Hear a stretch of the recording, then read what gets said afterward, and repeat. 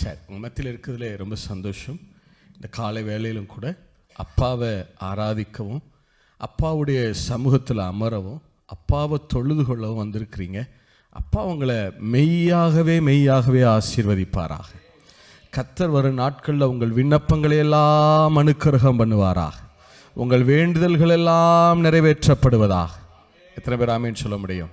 சரி, பால்மர் அவர்களுக்காக சபையாருக்காக நான் நன்றி சொல்லுகிறேன். அவர்களுக்காக நான் தேவனை துதிக்கிறேன். என் மனைவி எப்சிபா இருக்கிறாங்க, வேர்ல்டு முழுவதும் என் கூட ட்ராவல் ஆகுறாங்க. அவர்களுக்காக நான் கர்த்தருக்கு நன்றி சொல்கிறேன். கர்த்தருடைய வார்த்தைக்கு நேராய் நாம் கடந்து போகலாம். ஆதியாகம புஸ்தகம் 3ஆம் அதிகாரம் 15வது வசனம். Genesis chapter 3 verse 15. ஆதியாகம புஸ்தகம் 3ஆம் அதிகாரம் 15வது வாக்கியம். உனக்கும் ஸ்திரீக்கும் உன் வித்துக்கும் அவள் வித்துக்கும் பகை உண்டாக்குவேன். அவர் உன் தலையை நசுக்குவார், நீ அவர் குதிங்காலை நசுக்குவாய் என்றார். இந்த வசனத்தில் இருக்கிற அவர் உன் தலையை நசுக்குவார், அந்த ஒரு வாக்கியத்தை தான் இப்போ நம்ம தியானிக்க போகிறோம். அந்த ஒரு ஃப்ரேஸை தான் நம்ம என்ன செய்ய போகிறோம்? தியானிக்க போகிறோம். இது உங்களையும் என்னையும் பார்த்து சொல்லப்பட்ட வார்த்தை அல்ல. சாத்தானை பார்த்து, சர்ப்பத்தை பார்த்து சொல்லப்பட்ட வார்த்தை இல்லையா? இதை உங்களுக்கு நினைச்சிடக்கூடாது, எடுத்துடக்கூடாது. ஏன்னா நிறைய நேரங்கள் என்னென்னா, ஆசீர்வாதமான வாக்கு தத்தங்கள் சொல்லும்போது வாயை திறந்து என்ன செய்ய மாட்டோம்?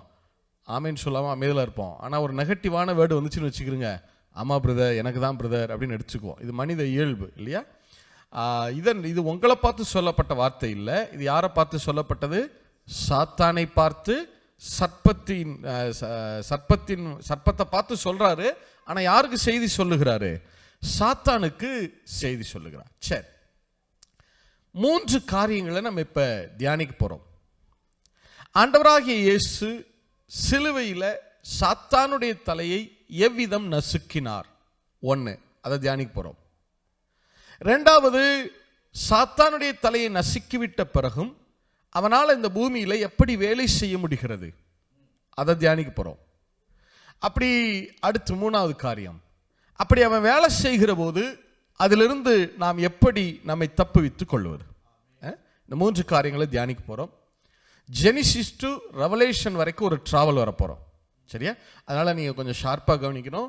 நீங்க ஆன்சர் பண்ணிட்டே இருக்கணும், அப்டேட்டா இருக்கணும். நமக்கு நேரம் முக்கியம். சரியா? சரி, ஆதியிலிருந்து நம்ம துவக்கலாம். ஆதியில என்ன நடந்தது?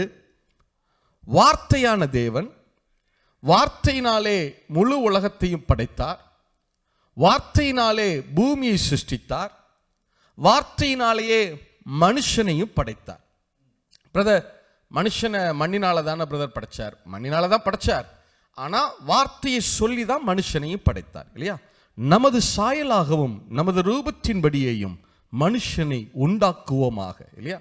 வார்த்தையை சொல்லாம தேவன் எதையுமே என்ன செய்யல? படைக்கலை, உருவாக்கலை, செய்யலை. சரி, வார்த்தையான தேவன் வார்த்தையினாலே முழு உலகங்களை சிருஷ்டித்தார். வார்த்தையினாலே பூமியை படைத்தார். வார்த்தையினாலே மனுஷனை படைத்தார். வார்த்தையினாலேயே அவனை ஆளுகை செய்யும்படி வைத்து விட்டார். தோட்டத்தில் எந்த கருவிகள் கிடையாது, எக்யூப்மெண்ட்ஸ் எதுவுமே கிடையாது. ஆனால் தோட்டத்தில் ஆதாமால ஆளுகை செய்ய முடிகிறது. எப்படின்னா, அந்த அதிகாரத்தை தேவன் ஆதாமுடைய வார்த்தையில நாவல வைத்து வைத்திருந்தார்.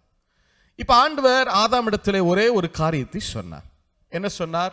ஆதியாகம புஸ்தகம் 2ஆம் அதிகாரம் 16-17. Genesis chapter 2 verses 16 and 17.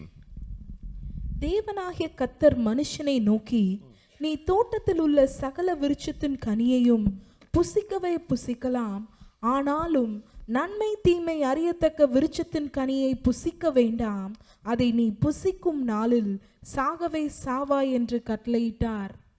ஆண்டவர் ஆதாமிடத்தில் சொல்லுகிறார், ஆதாம், தோட்டத்தில் இருக்கிற எல்லா விருட்சங்களின் கனிகளையும் நீ புசிக்கலாம், ஆனால் தோட்டத்தின் நடுவில் இருக்கிற அந்த நன்மை தீமையை அறிய பண்ணுகிற விருட்சத்தின் கனியை மட்டும் என்ன செய்ய வேணாம்? புசிக்க வேணான்னு சொல்லிட்டார். அதை புசிக்கிற நாளில் நீ என்ன ஆவாய்? சாகவே சாவாய்ன்னு சொல்லிட்டார். இப்ப சாவுனா என்னன்னு தெரியணும். டெத்னா என்ன, சாவு மரணம்னா என்ன அப்படின்னு தெரியணும். இந்த இந்த சாவு அப்படிங்கிறதுக்குரிய எபிரேய வார்த்தை ஹீப்ரு வேர்டு என்ன இருக்குன்னா, நீ ஹீப்ரு பைபிள் வாட்சிங்கன்னா அந்த வார்த்தை மூத் என்கிற வார்த்தை இருக்கிறது. MOOTH மூத் என்கிற வார்த்தை இருக்கு. மூத், இந்த மூத் அப்படிங்கிற வார்த்தையை நீங்க இஸ்லாமியர்கள் பார்த்துருக்கீங்களா? அரபி பாஷையில மவுத் ஆகுறதுன்னு சொல்லுவாங்க, கேள்விப்பட்டிருக்கீங்களா? மரிக்கிறது என்ன சொல்லுவாங்க? மவுத் ஆயிட்டாரு அப்படிம்பாங்க. அந்த அரபியில் இந்த மூத் அப்படிங்கிற ஹீப்ரு வேர்டை தான் அவங்க கொஞ்சம் மருவி அதை மவுத்துன்னு சொல்றாங்க. மூத் அப்படின்னா என்ன அர்த்தம், மரணம்னா என்ன அர்த்தம், அது முதல்ல விளங்கணும். இத நேரம் கருதி மரணத்துக்கு அந்த மூத் அப்படிங்கிறதுக்கு 2 வார்த்தை இருக்கு. நான் நேரம் கருதி ஒன்றை மட்டும் சொல்றேன். மூத் அப்படின்னா என்னன்னா, மரணம்னா என்னன்னா, டெத் அப்படின்னா என்னன்னா செப்பரேஷன், பிரிந்து போவது அப்படின்னு அர்த்தம். மரணம்னா என்ன அர்த்தம்? செப்பரேஷன், பிரிந்து போவது. சொல்லுங்க, மரணம்னா என்ன அர்த்தம்? செப்பரேஷன், பிரிந்து போவது. சத்தமா சொல்லுங்க, என்ன ஆகி போயிடுறது? பிரிந்து போவது அப்படின்னு அர்த்தம். உங்களுக்கு இன்னும் புரிய முடியாது சொல்றேனே. 2 விதமான மரணம் சொல்றோம். என்ன? ஒன்று ஆவிக்குரிய மரணம், ஸ்பிரிச்சுவல் டெத். அடுத்தது பிசிக்கல் டெத், சரீர மரணம். ஒன்று spiritual death, another one physical death. ஆவிக்குரிய மரணம், சரீர மரணம். ஆவிக்குரிய மரணம்னா என்ன? ஒரு மனுஷனுடைய ஆவியும் ஆத்மாவும், ஸ்பிரிட் அண்ட் சோல், தேவனோட இருக்கிற உறவை விட்டு பிரிஞ்சு போனா அது ஆவிக்குரிய மரணம். ஒரு மனுஷனுடைய ஆவியும் ஆத்மாவும் தேவனிடத்திலிருந்து செப்பரேட் ஆகி விலகிட்டா அது ஆவிக்குரிய மரணம். அதே நேரம் ஒரு மனுஷனுடைய ஆவியும் ஆத்மாவும் இந்த சரீரத்தை விட்டு பிரிந்து போனால் அது சரீர மரணம். ஆவியும் ஆத்மாவும் இந்த சரீரத்திலிருந்து பிரிஞ்சு போனா அது என்ன மரணம்? சரீர மரணம். அதே நேரம் ஒரு மனுஷனுடைய ஆவி ஆத்மாவும் தேவனோட இருக்கிற அந்த உறவை விட்டு, ரிலேஷன்ஷிப்பை விட்டு, ஐக்கியத்தை விட்டு பிரிஞ்சு போனா அது என்ன மரணம்? ஆவிக்குரிய மரணம். நான் இன்னும் கூட கொஞ்சம் எளிமையா சொல்றேனே. இளையகுமாரன் சம்பவத்தில் அந்த இளையகுமாரன் தகப்பன்ட்ட இருந்து பாதி ஆஸ்தியை வாங்கிட்டு பிரிஞ்சு போயிடுறான். பிரிஞ்சு போனவே திரும்ப வர்றான். அதை அந்த தகப்பன் எப்படி சொல்றாரு? என் குமாரன் மரித்தான், ஆனா திரும்பவும் பிழைத்திருக்கிறான் சொல்றாரா? அப்ப என் குமாரன் மரிச்சான்னா என்ன அர்த்தம்? பிசிக்கலாவா டெத் ஆயிட்டாரு? அப்படி இல்லை, தன்னோட இருக்கிற உறவுல இருந்து பிரிஞ்சு போறதான் அவர் என்னன்னு சொல்றாரு? மரணம்னு சொல்றாரு. மரணம்னா என்ன அர்த்தம்னா செப்பரேஷன், பிரிந்து போவது, தனியா போயிடுறதுன்னு அர்த்தம். அப்ப ஆண்டவர் ஆதாமிடத்தில் சொல்லும்போது, ஆதாம் நீ தோட்டத்தில் இருக்கிற அந்த நடுவில் இருக்கிற அந்த நன்மை தீமை அறிய பண்ணுகிற விருட்சத்தின் கனியை புசிச்சிட்டீன்னா என்னை விட்டு நீ செப்பரேட் ஆகி போயிருவ, தனியா பிரிஞ்சு போயிருவ, உனக்கு எனக்குமான உறவு கட்டாயிரும், நீ என்னை விட்டு தனியா விலகி போயிருவ, உனக்கு எனக்குமான அந்த ரிலேஷன்ஷிப் விலகிரும், அந்த ரிலேஷன்ஷிப்ல இருந்து போயிருவ, என்னோட இருக்கிற அந்த ஃபெல்லோஷிப்பை விட்டு நீ விலகி போயிருவ, என்னோட இருக்கிற அந்த ஐக்கியத்துல இருந்து விலகி போயிருவ, புசிச்சிடாத. நீங்க ஆதியாகமம் புத்தகம் 2ஆம் அதிகாரம் 16-17 T14 சொல்லுவாங்க, டிரான்ஸ்லேஷன் ஃபார் டிரான்ஸ்லேட்டர்ஸ், மொழிபெயர்ப்பாளர்களுக்கான மொழிபெயர்ப்பு. அதாவது ஹீப்ரு கிரீக்லாம் படிச்சுட்டு பைபிளை டிரான்ஸ்லேட் பண்றோம் இல்லையா, அவங்களுக்காகவே விக்லிஃப் பைபிள்னு சொல்லுவாங்க. லண்டனில் ஒரு ஃபேமஸான ஒரு பைபிள் சென்டர், கிட்டத்தட்ட ஒரு 400 வருஷமா இந்த பைபிளுடைய டிரான்ஸ்லேஷன் மினிஸ்ட்ரியில் இருக்கிறாங்க. அவங்க T14 ஒரு பைபிள் கொடுத்தாங்க. அதாவது இந்த ஹீப்ரு கிரீக்லாம் படிச்சுட்டு டிரான்ஸ்லேட் பண்ணும்போது வசனத்தின் கருத்தை என்ன செஞ்சிடக்கூடாது, நீங்க மாற்றிடக்கூடாதுங்கிறதுக்காகவே ஒரு டிரான்ஸ்லேஷன். T14 வாசிங்களே, ஆதியாகமம் புத்தகம் 2:16-17 வாசிங்களே. But Yahweh said to him, You must not eat the fruit of the tree that will enable you to know what actions are good to do and what actions are evil to do. திரும்ப வாசிங்க பார்க்கலாம். திரும்ப வாசிங்க. But Yahweh said to him, கர்த்தர் அவனிடத்திலே சொன்னார், You must not eat the fruit of the tree நீ கண்டிப்பாய் அந்த விருட்சத்தின் கனியை புசிக்க வேண்டாம். That will enable you to know what actions are good to do and what actions are evil to do. அது உன்னை என்ன செய்யும்னா, இப்ப நீ நன்மை செய்ய மட்டும் அறிஞ்சிருக்க இல்லையா, அதோட அது உன்னை என்ன செய்ய வச்சிரும்? தீமையும் சேர்த்து செய்ய வச்சிரும். அடுத்து, If you eat any fruit from that tree, நீ அந்த விருட்சத்திலிருந்து எதையாகிலும் புசித்தால், on that day, அந்த நாளிலே தானே your relationship with me will end. உனக்கு எனக்குமான அந்த உறவு கட்டாயிரும். Your relationship with me will end. உனக்கு எனக்குமான அந்த ரிலேஷன்ஷிப், அந்த ஐக்கியம், உறவு கட்டாயிரும். புசிச்சிராத. ஆண்டவர் ஆதாம்கிட்ட சொல்றாரு, ஆதாம், தோட்டத்தில் இருக்கிற நடுவில் இருக்கிற அந்த விருட்சத்தின் கனியை நீ புசிச்சிட்டீன்னா என்னை விட்டு நீ தனியா போயிருவப்பா. உனக்கு எனக்குமான என்ன செஞ்சிடும்? உறவு கட்டாயிருயா, ரிலேஷன்ஷிப் கட்டாயிருயா. அதை புசிச்சிடாத, நீ என்னை விட்டு தனியா போயிருவ. ட்ரினிட்டியை விட்டு நீ தனியா போயிருவ. இப்ப நீ நினைச்ச நேரம் உன்னுடைய ஆவியும் என்னுடைய ஆவியும் எப்பொழுது தொடர்பு கொள்ளுது இல்லையா? ஆனா அந்த விருட்சத்தின் கனியை புசிச்சிட்டீங்கன்னா நீ தனியா விலகி போயிருவ. புசிச்சிடாத. தேவன் ஆதாம் மேல எவ்வளவு நேசம் வைத்திருந்தால் இந்த வார்த்தைகளை சொல்லி இருப்பார். நல்லா யோசிச்சு பாருங்க. மண்ணில இருந்து ஒரு மனுஷனை படைச்சு அந்த மனுஷனுடைய ரிலேஷன்ஷிப்பை, அந்த ஐக்கியத்தை, உறவை அவர் எவ்வளவு விரும்புகிறார் பாருங்க. ஆண்டவர் உங்களிடத்துல என்னிடத்துல முதலாவது எதிர்பார்க்கிறது பணத்தை எதிர்பார்க்கல, பொருளை எதிர்பார்க்கல, வேற எதையும் எதிர்பார்க்கல. அப்பா உங்களிடத்துல எதிர்பார்க்கிறது உங்களோட இருக்கிற அந்த உறவை எதிர்பார்க்கிறார். எத்தனை பேர் ஆமேன்னு சொல்ல முடியும்?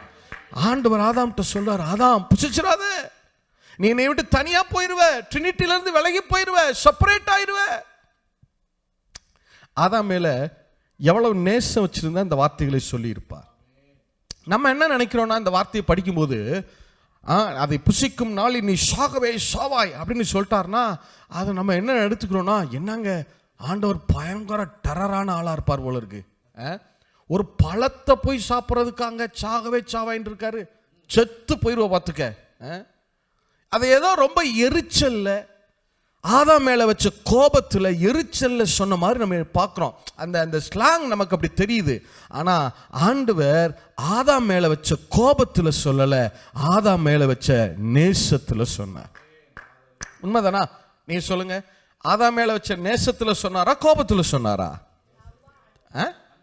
அன்புல சொன்னாரா, லவ்ல சொன்னாரா, இல்ல ஆங்கர்ல சொன்னாரா? சத்தமா சொல்லுங்க. லவ்ல தானே சொன்னார், நேசத்துல தானே சொன்னார். ஆண்டவர் சொன்னார் ஆதாம்கிட்ட, ஆதாம் அந்த பழத்தை புசிச்சிடாதப்பா. சரி, இப்ப ஆதாம்கிட்ட சொல்லிட்டாரா? இப்ப சாத்தான் பார்க்கிறான். ஆதாமும் ஏவாளும் ஏதேனில் வாழ்கிறார்கள், ஈடன்ல இருக்கிறாங்க. ஈடன் மீன்ஸ் பிளசன்ட் பிளேஸ், இனிமையான ஒரு ஸ்தலம். இப்ப சாத்தான் என்ன நினைக்கிறான், ஆதாம் ஏவாளுடைய வாழ்க்கையை கெடுக்கணும். எப்படி கெடுக்கிறதுன்னு பார்க்கிறான். அவன் என்ன செய்கிறான், ஒரு சர்ப்பத்தை, ஒரு பாம்பை பயன்படுத்துறான். என்ன செய்யறான் பாருங்களேன். ஆதியாகம புஸ்தகம் 3ஆம் அதிகாரம் 1-7 வரைக்கும். Genesis chapter 3 from the verses 1 through 7. ஆதியாகம புஸ்தகம் 3ஆம் அதிகாரம் 1-7 வரைக்கும். தேவனாகிய கர்த்தர் உண்டாக்கின சகல காட்டு ஜீவன்களை பார்க்கிலும் சர்ப்பமானது தந்திரமுள்ளதாயிருந்தது. அது ஸ்திரீயை நோக்கி, நீங்கள் தோட்டத்தில் உள்ள சகல விருட்சங்களின் கனியையும் புசிக்க வேண்டாம் என்று தேவன் சொன்னது உண்டோ என்றது. ஸ்திரீ சர்ப்பத்தை பார்த்து, நாங்கள் தோட்டத்தில் உள்ள விருட்சங்களின் கனிகளை புசிக்கலாம், ஆனாலும் தோட்டத்தின் நடுவில் இருக்கிற விருட்சத்தின் கனியை குறித்து தேவன் நீங்கள் சாகாதபடிக்கு அதை புசிக்கவும் அதை தொடவும் வேண்டாம் என்று சொன்னார் என்றாள். அப்பொழுது சர்ப்பம் ஸ்திரீயை நோக்கி, நீங்கள் சாகவே சாவதில்லை, நீங்கள் இதை புசிக்கும் நாளிலே உங்கள் கண்கள் திறக்கப்படும் என்றும் நீங்கள் நன்மை தீமை அறிந்து தேவர்களைப் போல் இருப்பீர்கள் என்றும் தேவன் அறிவார் என்றது. அப்பொழுது ஸ்திரீயானவள், அந்த விருட்சம் புசிப்புக்கு நல்லதும் பார்வைக்கு இன்பமும் புத்தியை தெளிவிக்கிறதற்கு இச்சிக்கப்படத்தக்க விருட்சமுமாய் இருக்கிறது என்று கண்டு அதன் கனியை பறித்து புசித்து தன் புருஷனுக்கும் கொடுத்தால், அவனும் புசித்தான். அப்பொழுது அவர்கள் இருவருடைய கண்களும் திறக்கப்பட்டது.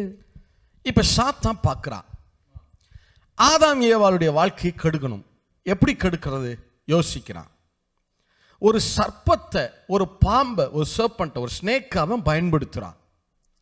நல்லா கவனிங்க. ஒரு பாம்பை பயன்படுத்தி ஆதாம் ஏவாள்கிட்ட பேசுறான்.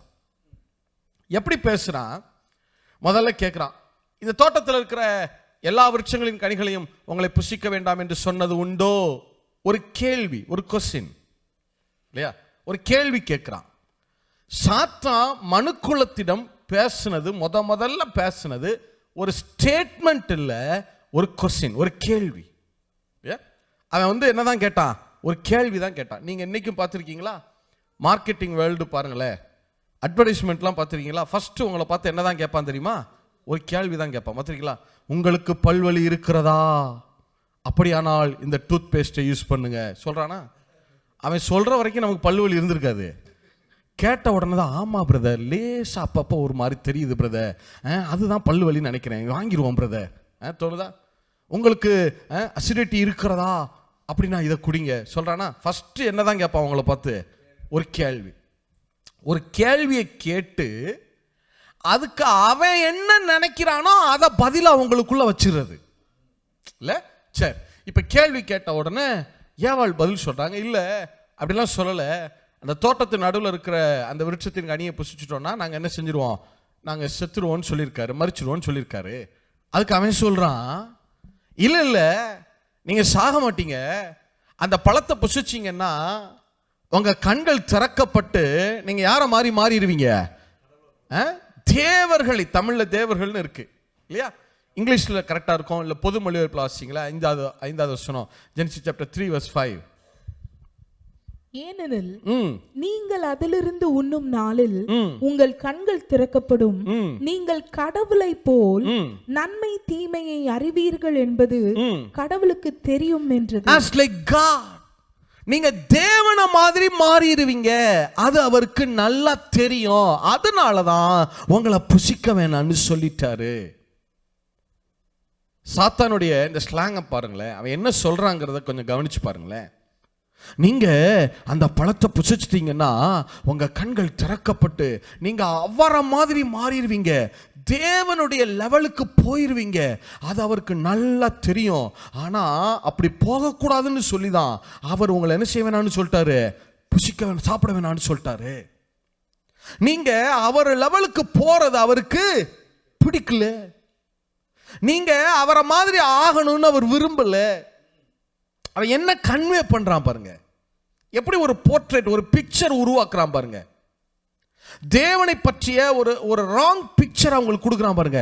அவருக்கு நல்லா தெரியும், அந்த பழத்தை நீ புசிச்சின்னா அவர் லெவலுக்கு போயிடக்கூடாதுன்னு தான் அவர் உன்னை என்னவாவே வச்சிருக்காரு, கீழேயே வச்சிருக்காரு, அட்டிமையை போல வச்சிருக்காரு. இல்ல எவ்வளவு டெரரான ஆள் பத்தியா? அவர் எப்பவுமே இப்படி தாங்க நியாயம் தீர்க்கிறதுக்கு ரெடியா இருக்கிறாருங்க, கோபக்கார ஆண்டவர் மாதிரியே இருக்கிறாருங்க. நீங்க நல்லா இருக்கிறது அவருக்கு பிடிக்கல. நீங்க வெல்விஷர், அவர் உங்களுடைய வெல்விஷர் அல்ல. நீங்க அவர் சொல்றத நம்பாதீங்க. இத டைரக்டா சொல்லல, எல்லாம் கவனிங்க. கர்த்தர் நல்லவர் இல்ல, அவர் கெட்டவர், அவரை நம்பாத, டைரக்டா சொல்லல. இன்டைரக்டா தேவனை குறித்த ஒரு ராங் பிக்சரை, ஒரு ராங் போர்ட்ரேட் அவங்களுக்குள்ள கொடுத்துட்டே இருக்கான் பாருங்க. சத்துரு ஒரு மனுஷனை வஞ்சிக்க துவங்குறான்றதை எப்படி கண்டுபிடிக்கலாம் தெரியுமா? தேவனை குறித்த தவறான ஒப்பீனியனை உருவாக்க ஆரம்பிப்பான். தேவனை குறித்த அவங்களுடைய பெர்ஸ்பெக்டிவை தவறா பில்ட் பண்ண ஆரம்பிப்பான். அங்கதான் வஞ்சனையே ஆரம்பிக்கும் இல்ல? இப்ப நல்லா நீங்க யோசிச்சு பாருங்களேன், நீங்க நல்லா யோசிச்சு பாருங்க. ஆண்டவர் எதனால அந்த பழத்தை புசிக்க வேணாம்னு சொன்னாரு? ஆதாம் ஏவாள் மேல வச்ச கோபத்துல சொன்னாரா, நேசத்துல சொன்னாரா? சத்தமா சொல்லுங்க. நான் ஏன் உங்களை பேச வைக்கிறேன்னா, நீங்க பேச பேசதான் இந்த செய்தியினுடைய ஆசீர்வாதம் உங்க எல்லைகளில் பனியை போல இறங்க ஆரம்பிக்கும் இல்ல? சொல்லுங்க, கோபத்துல சொன்னாரா, நேசத்துல சொன்னாரா? அந்த நேசத்தை மறைச்சு எப்படி அவரை பிக்சர் பண்ணி காட்டுறான் பாருங்க. அவன் ரொம்ப சிம்பிளா யோசிக்கிறான், ரொம்ப சிம்பிளா பார்க்கறான். என்ன, ஆதாமும் ஏவாளும் பழத்தை புசிக்கல. ஏன் புசிக்கல? யாரையும், யார் சொன்ன வார்த்தையும் நம்பி இருக்கிறாங்க, தேவனையும் தேவன் சொன்ன வார்த்தையும் நம்பி இருக்கிறாங்க. சோ இப்போ இவங்களை பழத்தை புசிக்க வைக்கணும். அப்ப என்ன செய்யுது? அப்ப முதல்ல இவங்க தேவனையும் தேவனுடைய வார்த்தையும் என்ன செய்யக்கூடாது? நம்பக்கூடாது. அப்ப நம்பாம இருக்கணும்னா என்ன செய்யுது? தேவனை குறித்த தவறான பிக்சர் காட்டுவோம், தேவனை குறித்து தப்பு தப்பா பேசுவோம் இல்ல? தேவனை குறித்த தவறான செய்திகளை காட்டிட்டே இருப்போம். அப்ப தேவன் மேல உங்களுக்கு நம்பிக்கை போயிருச்சுன்னா, விசுவாசம் போயிருச்சுன்னா ஆட்டோமேட்டிக்கா கீழ்ப்படியாம வந்துடும். உண்மைதானா? இப்போ நான் சொல்கிறேன், பிரதர் நீங்கள் வந்து இந்த டாக்குமெண்ட்லாம் ரெடி பண்ணுங்க, உங்களுக்கு அமெரிக்கன் சிட்டிசன்ஷிப் கிடைக்கும் அப்படின்னு நான் சொல்கிறேன்னு வச்சுக்கோங்களேன். நீங்கள் என்னை 100% நம்புனா நான் சொல்கிறத என்ன செய்வீங்க? செய்வீங்க. நம்பலைன்னா செய்ய மாட்டீங்க. That's all. விசுவாசம் இருக்கிற வரைக்கும் தான், பிலீஃப் இருக்கிற வரைக்கும் தான் ஒபீடியன்ஸ் இருக்கும். விசுவாசம் போச்சுன்னா ஆட்டோமேட்டிக்கா என்ன வந்துடும்? டிஸ்ஒபீடியன்ஸ் வந்துடும். இது மாறாத பிரமாணம், நியதி இல்ல. இப்ப சாத்தான் பார்க்கறான், இவங்க தேவனை நம்பிதானே அந்த பழத்தை புசிக்காம இருக்கிறாங்க, அப்ப இவங்க தேவனை நம்பக்கூடாது. தேவனை நம்பாம இருக்கணும். என்ன செய்யறது? தேவனை பற்றிய தவறான செய்திகளை சொல்லுவோம், கெட்ட செய்திகளை சொல்லுவோம்னு சொல்லி தேவனை குறித்த தவறான செய்திகளை பேசிட்டே இருக்கான். நீங்க சொல்லுங்க, தேவனை குறித்து சாத்தான் சொன்ன அந்த செய்தி நல்ல செய்தியா கெட்டது செய்தியா? குட் நியூஸா பேட் நியூஸா? அதை எதனால புசிக்க வேணாம்னு சொன்னாரு? நேசத்துல சொன்னாரா கோபத்துல சொன்னாரா? நேசத்துல தானே. அந்த நேசத்தை மறைச்சு தேவனை பற்றிய தவறான செய்திகளை சொல்லி சொல்லி சொல்லி சொல்லி ஆதாம் ஏவாளுடைய விசுவாசத்தை கெடுத்தான். சாத்தான் ஆதாம் ஏவாளுடைய வாழ்க்கையை எப்படி கெடுத்தான்னா, அவர்கள் தேவன் மேல வச்சிருந்த விசுவாசத்தை அவனுடைய ஃபர்ஸ்ட் டார்கெட் என்னன்னா, அவங்க தேவன் மேல வச்சிருந்த ஃபெய்த் தான். இல்ல, அதனாலதான் ஆண்டவர் போற இடத்துல முதல் கேள்வி என்னதான் கேட்பாரு? நீ என்னை விசுவாசிக்கிறாயா? இல்ல, அப்ப ஆதாம் ஏவாள் தேவன் மேல வச்சிருந்த நம்பிக்கையை கெடுக்கிறான். எப்படி கெடுக்கிறான்? கெட்ட செய்தி, இப்படி சொல்லலாமா? துர்ச்செய்தி. சொல்லுங்க, என்ன செய்தி? துர்ச்செய்தி. ஆதாம் ஏவாளுடைய விசுவாசத்தை, தேவனை பற்றிய துர்ச்செய்தியை சொல்லி சொல்லி சொல்லி சொல்லி கெடுத்தான்.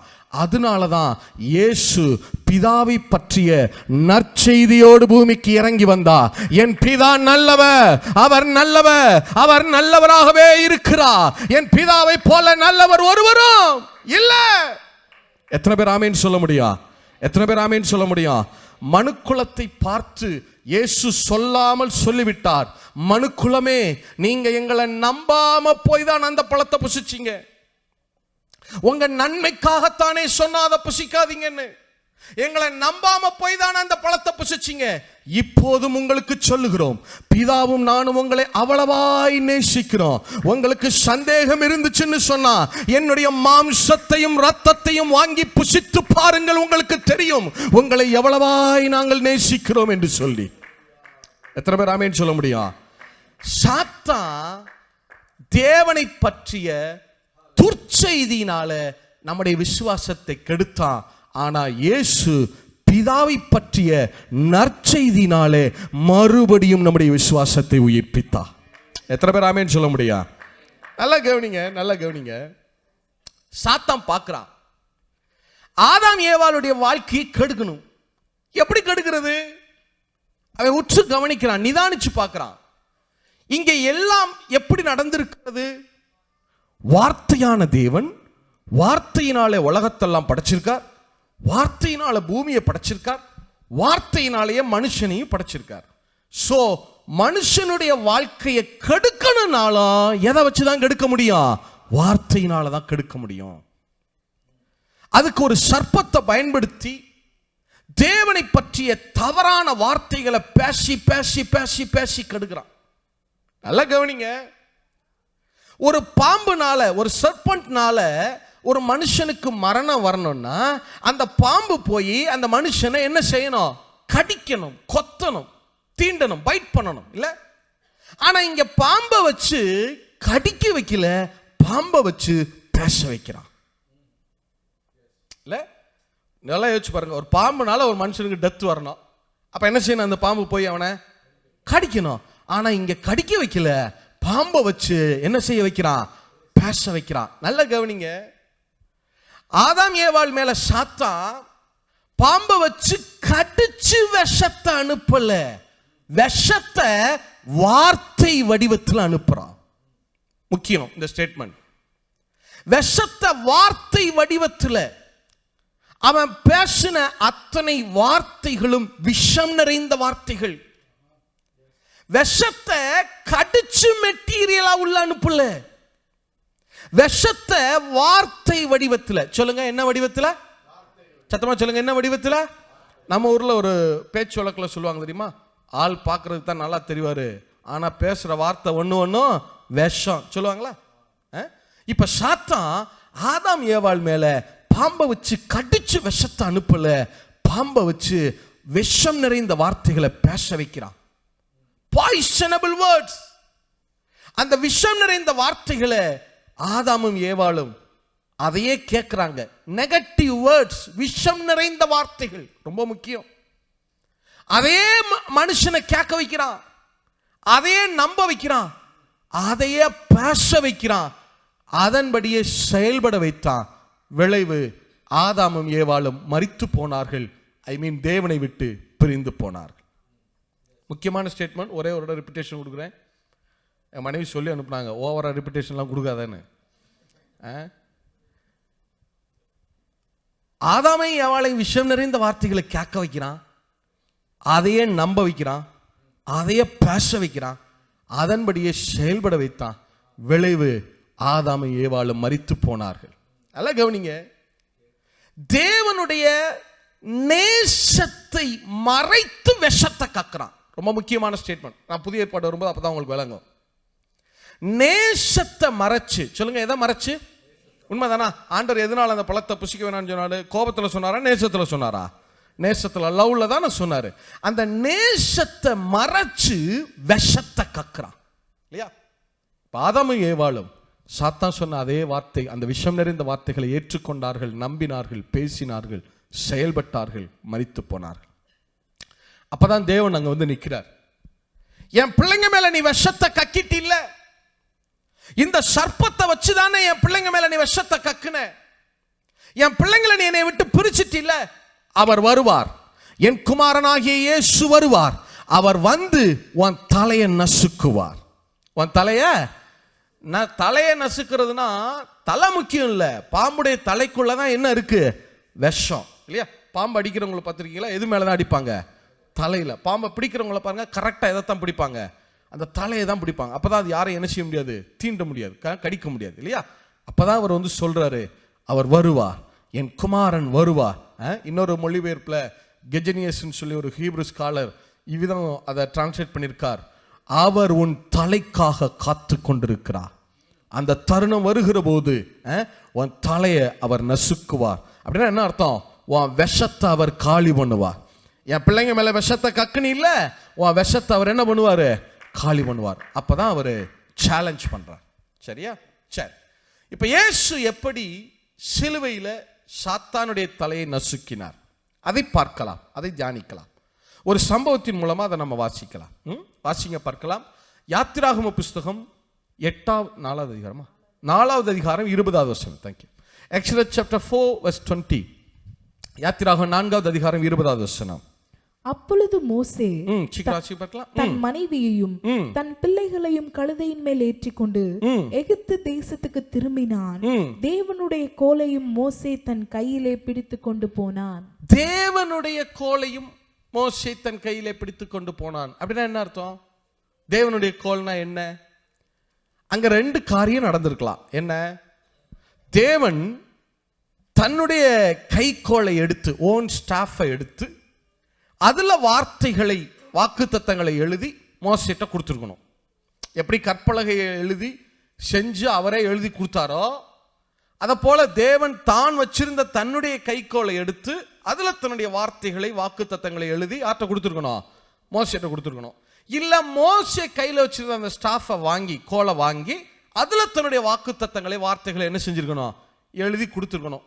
எது எப்படியோ தேவனுடைய வார்த்தை எழுதப்பட்டபடினாலே அது தேவனுடைய கோலாயிற்று. தேவனுடைய வார்த்தை எழுதப்பட்டபடினாலே அது யாருடைய கோலாயிற்று? தேவனுடைய கோலாயிற்று. ஆதி காலங்களில் இப்போ இருக்கிற மாதிரி பேப்பர்லாம் அப்போ கிடையாது தானே. அப்போல்லாம் ஒரு சேல் டீட் போடுறாங்க அப்படின்னா, ஒரு சொத்தை விற்கிறாங்கன்னா என்ன செய்வாங்க? ஒரு அசட்டை சேல் பண்ணுறாங்கன்னா தங்களுடைய கைக்கோளை எடுப்பாங்க, ஸ்டாஃப் எடுத்து, நான் இந்த அசட்டை இன்னாருக்கு என்ன செய்கிறேன்? எழுதி கொடுக்குறேன், எழுதி கையில் கொடுத்துருவாங்க.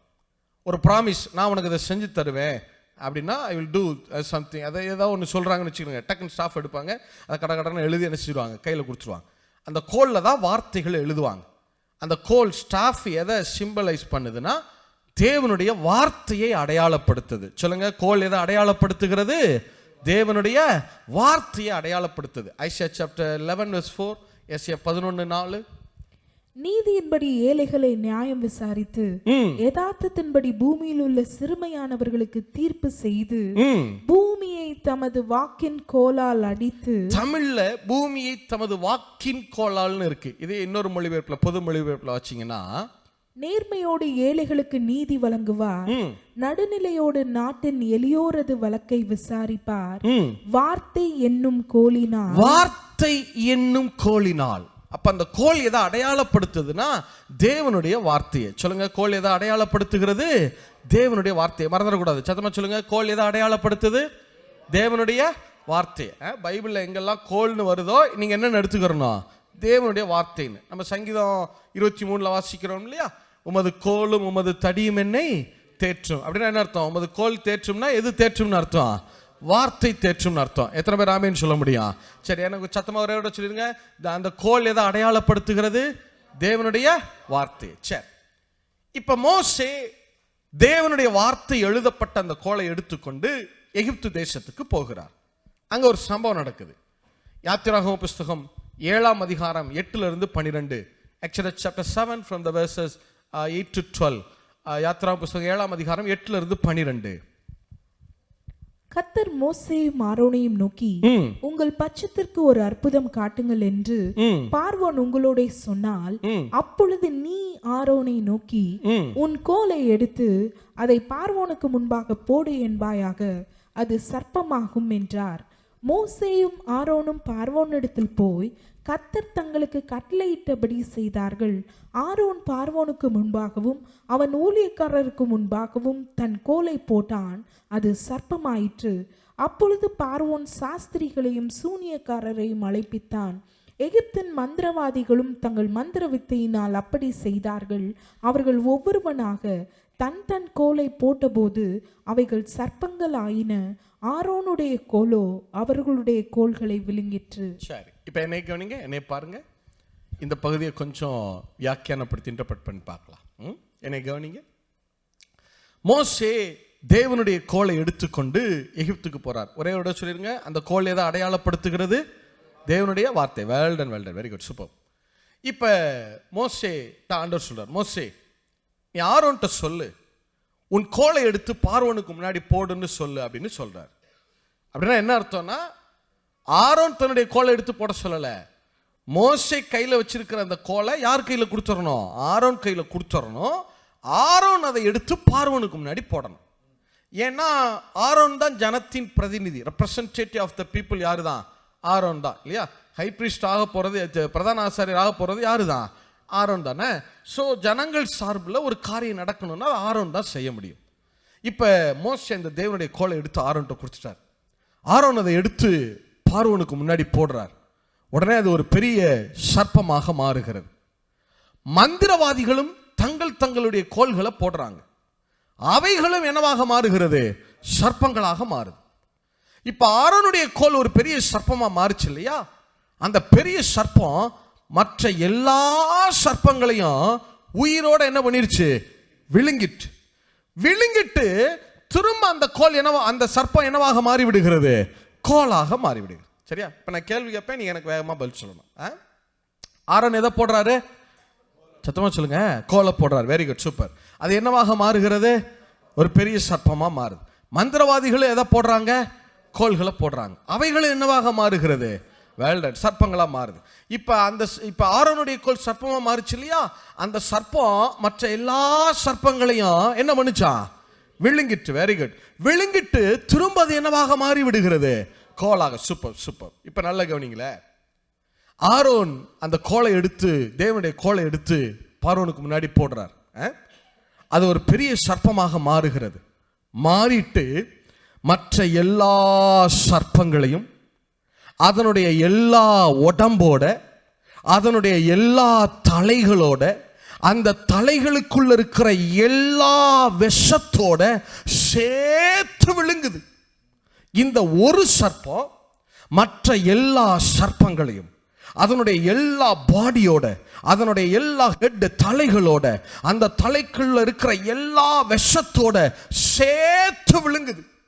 இப்ப இந்த ஒரு சர்ப்பத்துக்குள்ள எல்லா சர்ப்பங்களின் விஷமும் இதுக்குள்ள வந்துருச்சு. இந்த ஒரு பாம்புக்குள்ள எல்லா பாம்புகளின் விஷமும் உள்ள வந்துருச்சு. இப்ப எல்லா பாம்புகளின் விஷத்தையும் தாங்கி நிற்கிற அந்த சர்ப்பம் திரும்பவும் என்னவாக மாறுகிறது? அப்படி கோலாக எழும்புச்சு பாருங்க. அது கோலாக மாறும் போதே அதுக்குள்ள இருந்த எல்லா விஷமும் மறைந்து போயிற்று. அந்த கோலுக்குள்ள, அந்த மரத்துக்குள்ளேயே எல்லா பாய்சனும் இல்லாமல் போயிற்று. எல்லா பாய்சனும் மறைந்து போயிற்று. எத்தனை பேர் ஆமென் சொல்ல முடியும்? இதைத்தான் இயேசு சிலுவையில் செய்து முடித்தார். நல்லா கவனிங்க. ஆரோன் எதை போட்டார்? சீக்கிரம் சொல்லுங்க. ஆரோன் எதை போட்டாரு? எனக்கு மாற்ற வேண்டாம், அப்படி வச்சல, நான் வேணா சவுண்ட் குறைச்சிக்கிறேன். ஆரோன் எதை போட்டாரு? கோலை போடுறார் இல்லையா? கோல் என்னவாக மாறுகிறது? எனக்கு பதில் சொல்லுங்க. அந்த கோல் எதை அடையாளப்படுத்துது? சத்தமா கோல் எதை அடையாளப்படுத்துது? அப்ப கோலை போட்டார்னு சொல்லலாம், அல்லது எதை போட்டார்னு சொல்லலாம்? வார்த்தையை போட்டார். சரி, அந்த கோல் என்னவாக மாறுகிறது? சர்ப்பமா?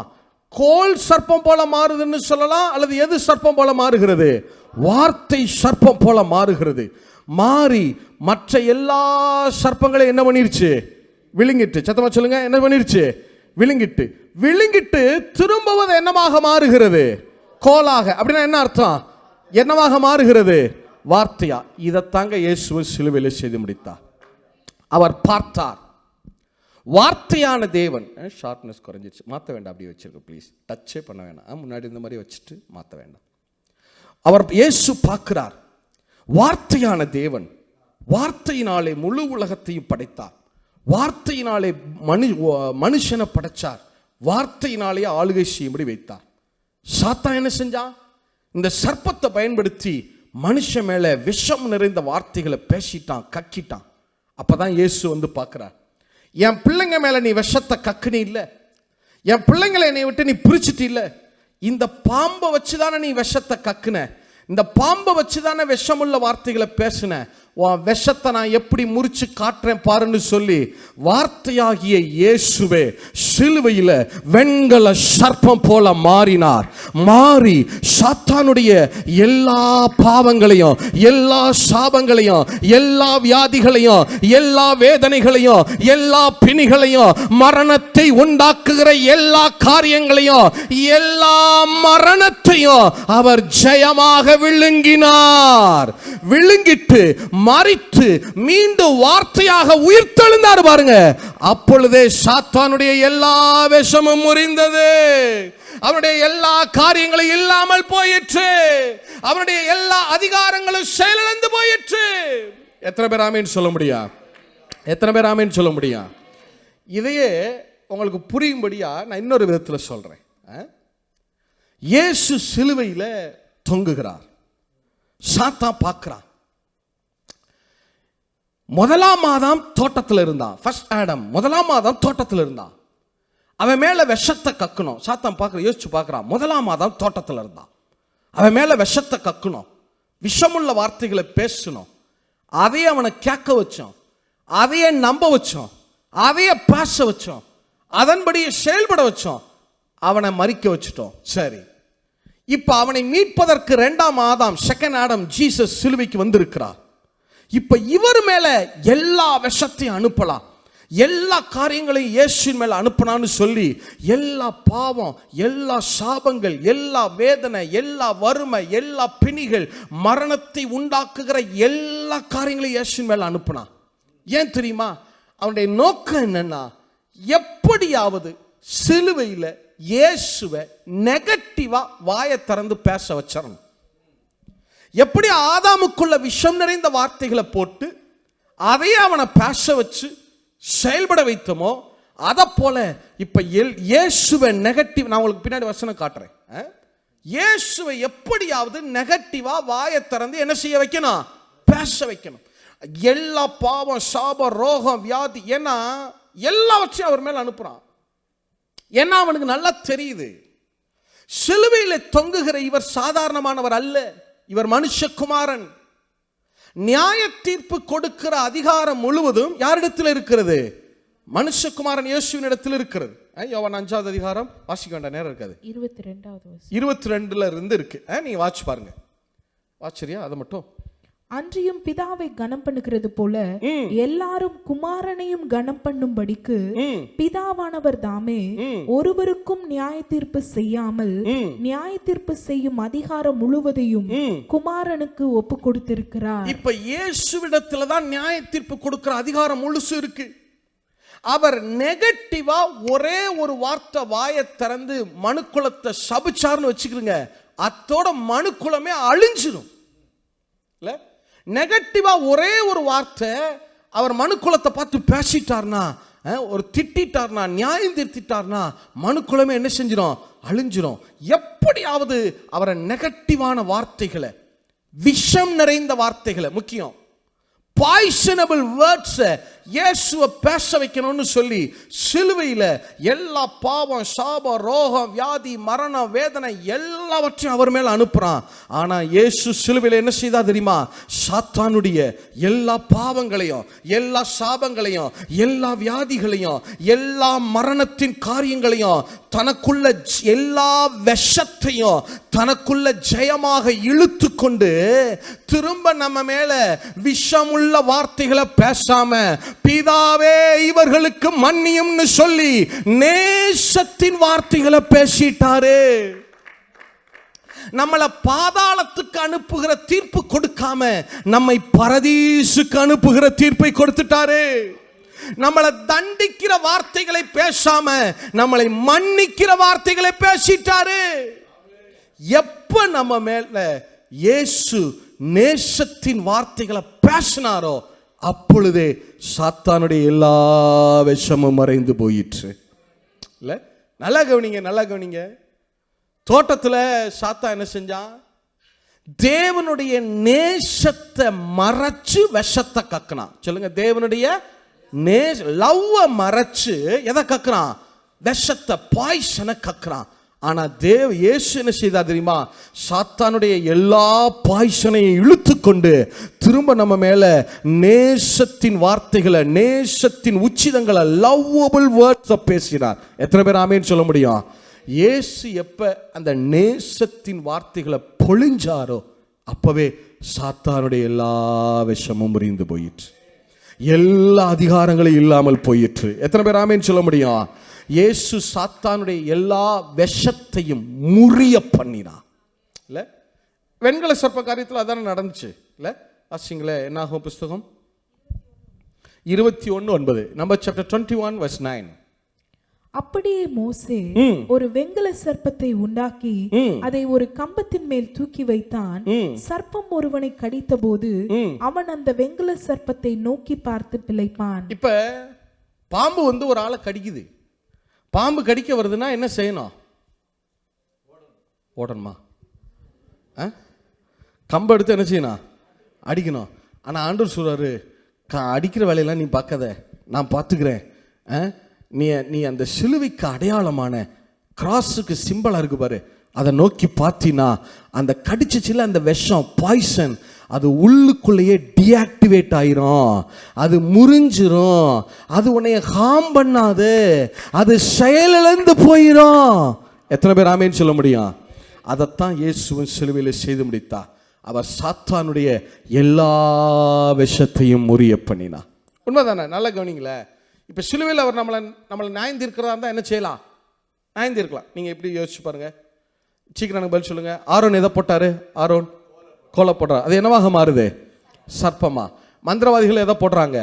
கோல்களை. இப்போ ஆரோனுடைய கோல் மற்ற அந்த எல்லா சர்ப்பங்களையும் என்ன பண்ணுது? சத்தமாக சொல்லுங்க, விழுங்கிட்டா? இந்த ஒரு சர்ப்பத்துக்குள்ள ஸ்வாலோ பண்ணுதா? எல்லா சர்ப்பண்டையும் ஸ்வாலோ பண்ணிடுச்சு இல்லையா? இப்போ இந்த ஒரு சர்ப்பத்துக்குள்ள எவ்வளோ பாய்சன் இருக்கு, pretty much poison. இல்ல, இது அங்க இருக்கிற யாரை வேணா கடிக்கலாம்.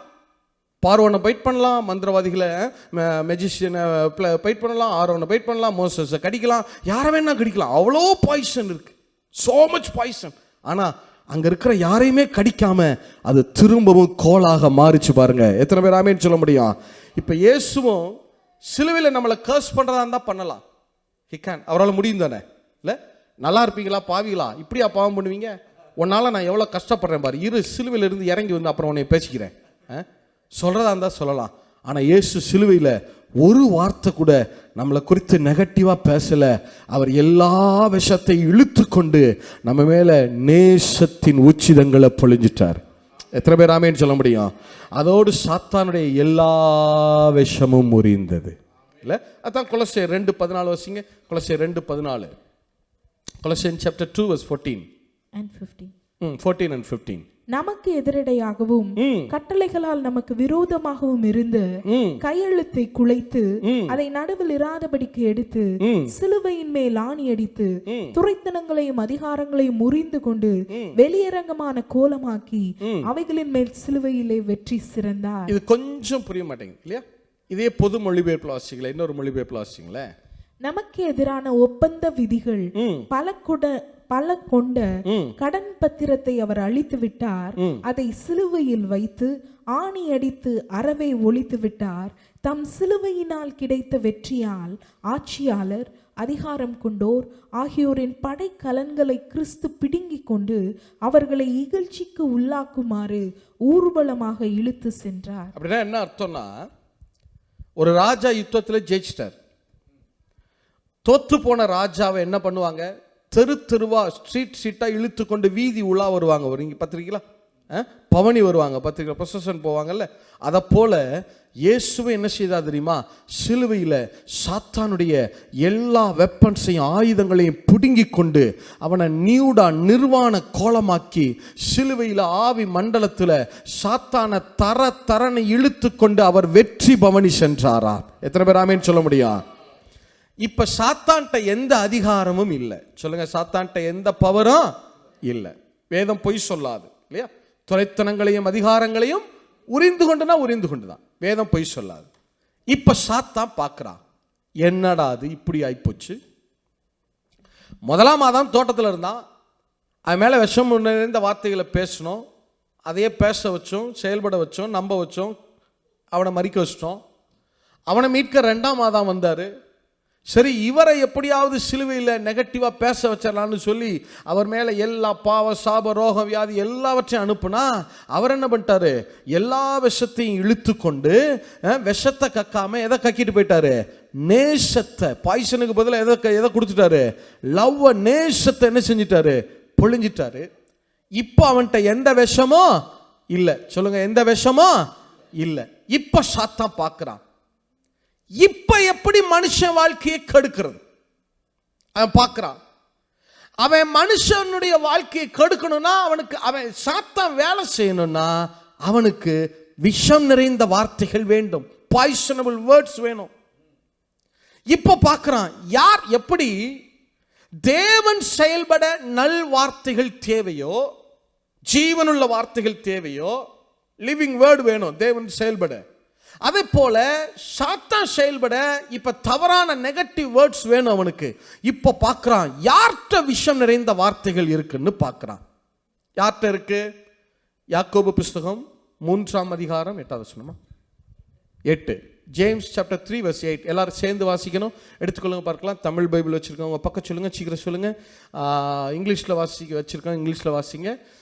James chapter 3 verse 8. யாக்கோபு புஸ்தகம் 3ஆவது அதிகாரம் 8வது வசனம். எல்லாரும் சேர்ந்து வாசிக்கணும், முக்கியமான வசனம், கீ வேர்ஸ். வாசிங்க பார்க்கலாம். பக்கம் எத்தனாவது பக்கம்? பக்கம் 314. 314 எடுத்துட்டீங்களா? சேர்ந்து வாசிங்க பார்க்கலாம். நாவை அடக்க ஒரு மனுஷனாலும் கூடாது, அது அடங்காத பொல்லாங்குள்ளதும் சாவுக்கு ஏதுவான விஷம் நிறைந்ததுமாய் இருக்கிறது. சாவுக்கு ஏதுவான என்ன நிறைந்ததாக இருக்கிறதா?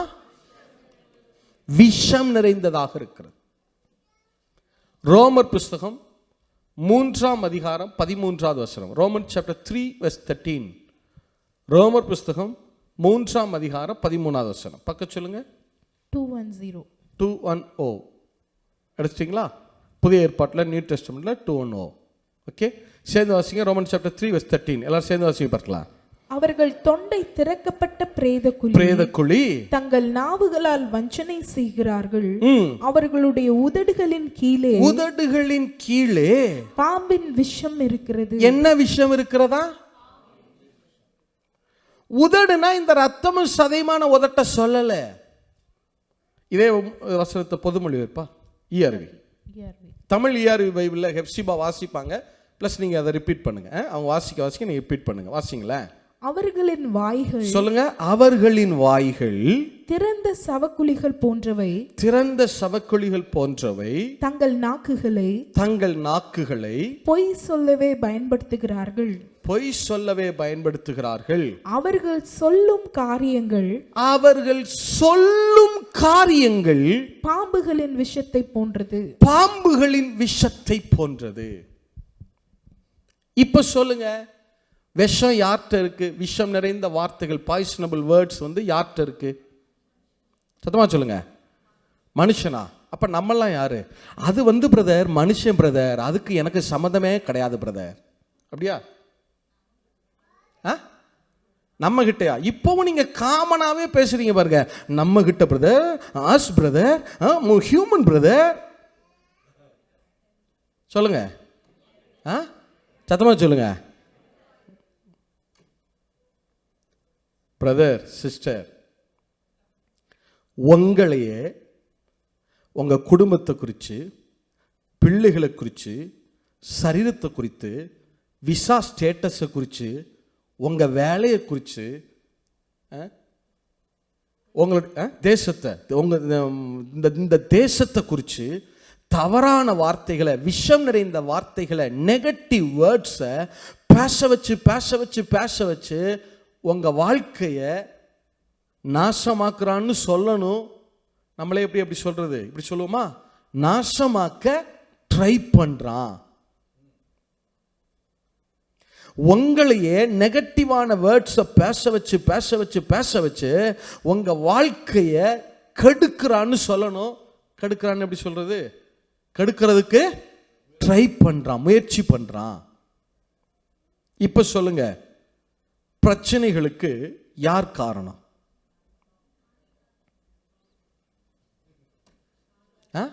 நீங்க சொல்லாம நான் அடுத்த பாயிண்ட் போக மாட்டேன், நெக்ஸ்ட் பாயிண்ட் போக மாட்டேன். சொல்லுங்க, யார் காரணம்? கர்த்தர் தானே. கர்த்தர் அடியனை ரொம்ப சோதிக்கிறார் பிரதர், அடியனுக்காக ஜெபித்துக் கொள்ளுங்கள் பிரதர். சொல்லுங்க, யார் காரணம்? சத்தமா சொல்லுங்க. சாத்தான் தானே. பிரதர், சாத்தான் கடந்த காலங்களில் பிரதர் பட்டாத பாடுபடுத்திட்டான் பிரதர். ஒரு ஃபாஸ்டிங்கை போடுங்க பாஸ்டர்.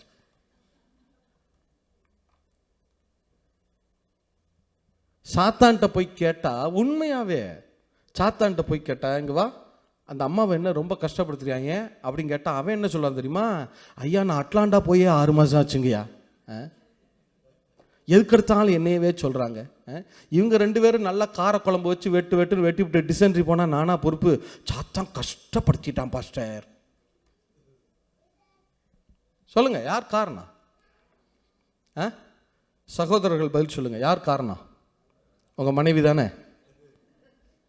என் மனைவியை கட்டின நாள்ல இருந்த ஒரே போராட்டம் பிரதர். சகோதரிகள் நீங்க சொல்லுங்க, பேசுறதுல வரம் பெற்றவர்கள் நீங்க தான். சொல்லுங்க, யார் காரணம்? உங்க கணவர் தானே. ஒன்லி ரீசன் அந்த மனுஷன் தான் பிரதர்.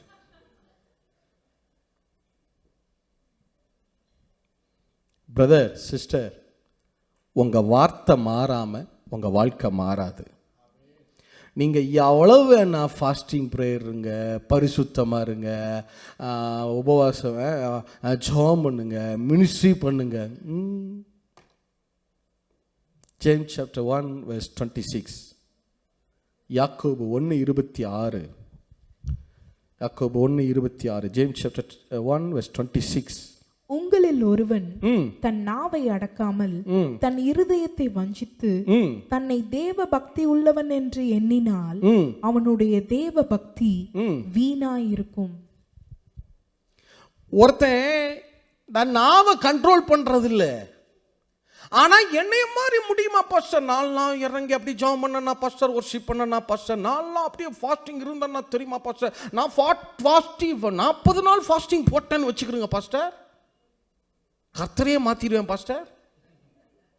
அப்படியெல்லாம் இருக்கு பிரதர்.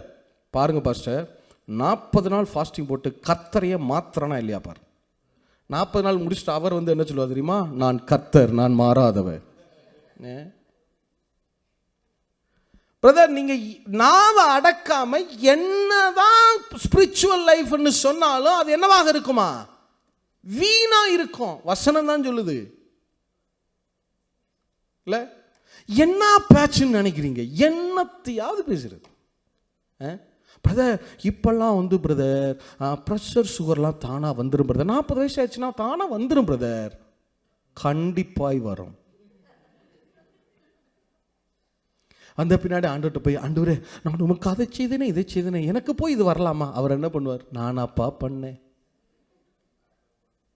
எல்லாத்தையும் பேசி பேசி கெடுத்தது யாரு? நல்லா கவனிங்க. வேதம் சொல்லுது, தேவனுடைய வார்த்தையானது ஆவியாயும் ஜீவனாயும் இருக்கிறது. Spirit and life. இல்லையா? அப்ப நீங்களும் நானும் தேவனுடைய சாயலாக, இமேஜ் ஆஃப் காட், தேவ சாயலாய் படைக்கப்பட்டிருக்கிறோம். ஸோ உங்களுடைய வேர்ட்ஸும் ஸ்பிரிட்டாவும் லைஃபாகவும் இருக்கும், ஆவியாயும் ஜீவனாயும் இருக்கும். நான் ப்ராக்டிக்கலாக சொல்கிறேனே, நீங்கள் ஒரு வார்த்தையை பேசுகிறீங்கன்னு வைங்க, அந்த வார்த்தை உங்கள் கண்ணுக்கு தெரியாது. அதான் பிரச்சனையே. நம்ம பேசிட்டு மறந்துடுவோம். ஆனால் அந்த வார்த்தை உங்களுக்குள்ளே இருந்து என்னவா வரும்? ஸ்பிரிட்டாக கன்வெர்ட் ஆகி அது வெளியே வந்து வேலை செய்யும், கிரியேட் செய்யும். ஒரு நாள் அந்த வார்த்தை வேலை செஞ்சு அந்த காரியத்தை நீங்கள் பேசுனீங்கல்ல, அந்த விஷயத்தை, அந்த காரியத்தை உங்கள் கண்ணு முன்னாடி லைஃபாக ஜீவனாக கொண்டு வந்து நிறுத்திடும். இப்போ நம்ம சொல்கிறோமா, பிரதர் அட்லாண்டா பிரதர் நான் வர்ற காலத்துலலாம் இருந்த மாதிரி இல்லை பிரதர், அட்லாண்டா இப்போல்லாம் ரொம்ப மோசம், பயங்கர ஆக்சிடென்ட் பிரதர், பார்த்து கவனமாக போங்க, நேற்று காலையில் கூட ஒரு ஆக்சிடென்ட் பிரதர் பார்த்து. அதாவது பிரதர் கேர்ஃபுல்லாக போங்க அப்படி சொல்ல மாட்டோம். பாஸ் இந்த பிரதர் நேற்று காலையில் ஆக்சிடென்ட், பயங்கரமான ஆக்சிடென்ட் பிரதர். நமக்கு பேச்சு அப்படி ஆயிட்டு பாருங்க. இப்போ பிள்ளைங்க விளையாடுறாங்க, கவனமாக விளையாடுப்பா, கேர்ஃபுல் அப்படி சொல்ல மாட்டோம். இந்த பாரு நீ இப்படியே விளாண்ட, சவத்தில் போய் மோதி மண்டை உடஞ்சி ரத்தம் வரல, என் பேரை மாத்திக்க. சிரிக்கிறீங்கன்னா என்ன அர்த்தம் தெரியுமா? பேசியிருக்கீங்கன்னு அர்த்தம். நம்ம பேச்சே என்ன செஞ்சிருச்சு அப்படி இல்ல? இப்போ நீங்க சொல்றீங்களா, பிரதர் அட்லாண்டாவில் பயங்கர ஆக்சிடென்ட் பிரதர்.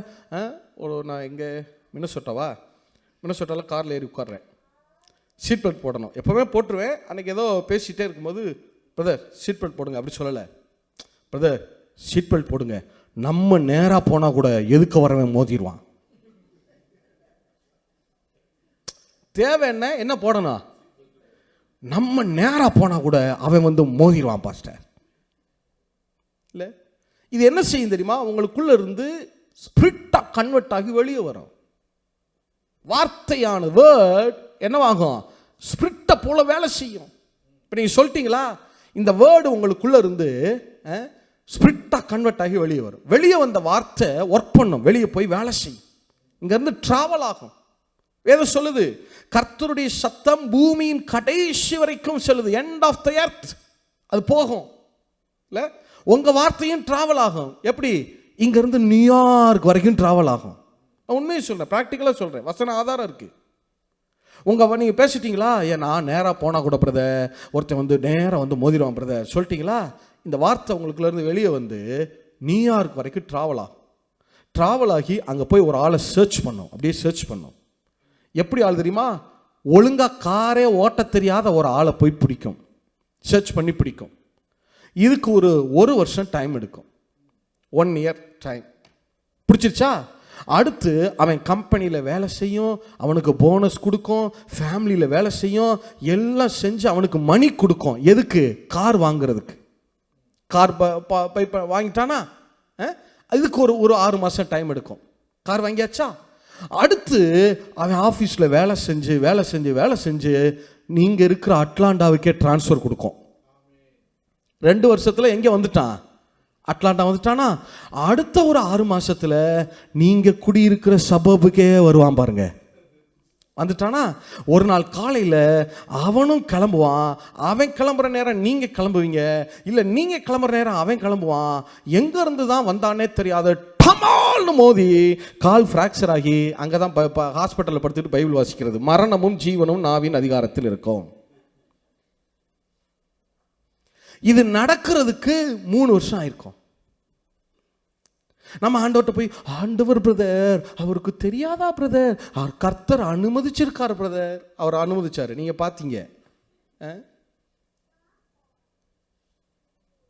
பிரதர். நான் 3 வருஷம் இல்லை பிரதர், 30 ஆஃப்டர் 30 இயர்ஸ், 30 வருஷம் கழிச்சு நடந்த சம்பவங்கள் எல்லாம் வேதத்தில் இருக்கு.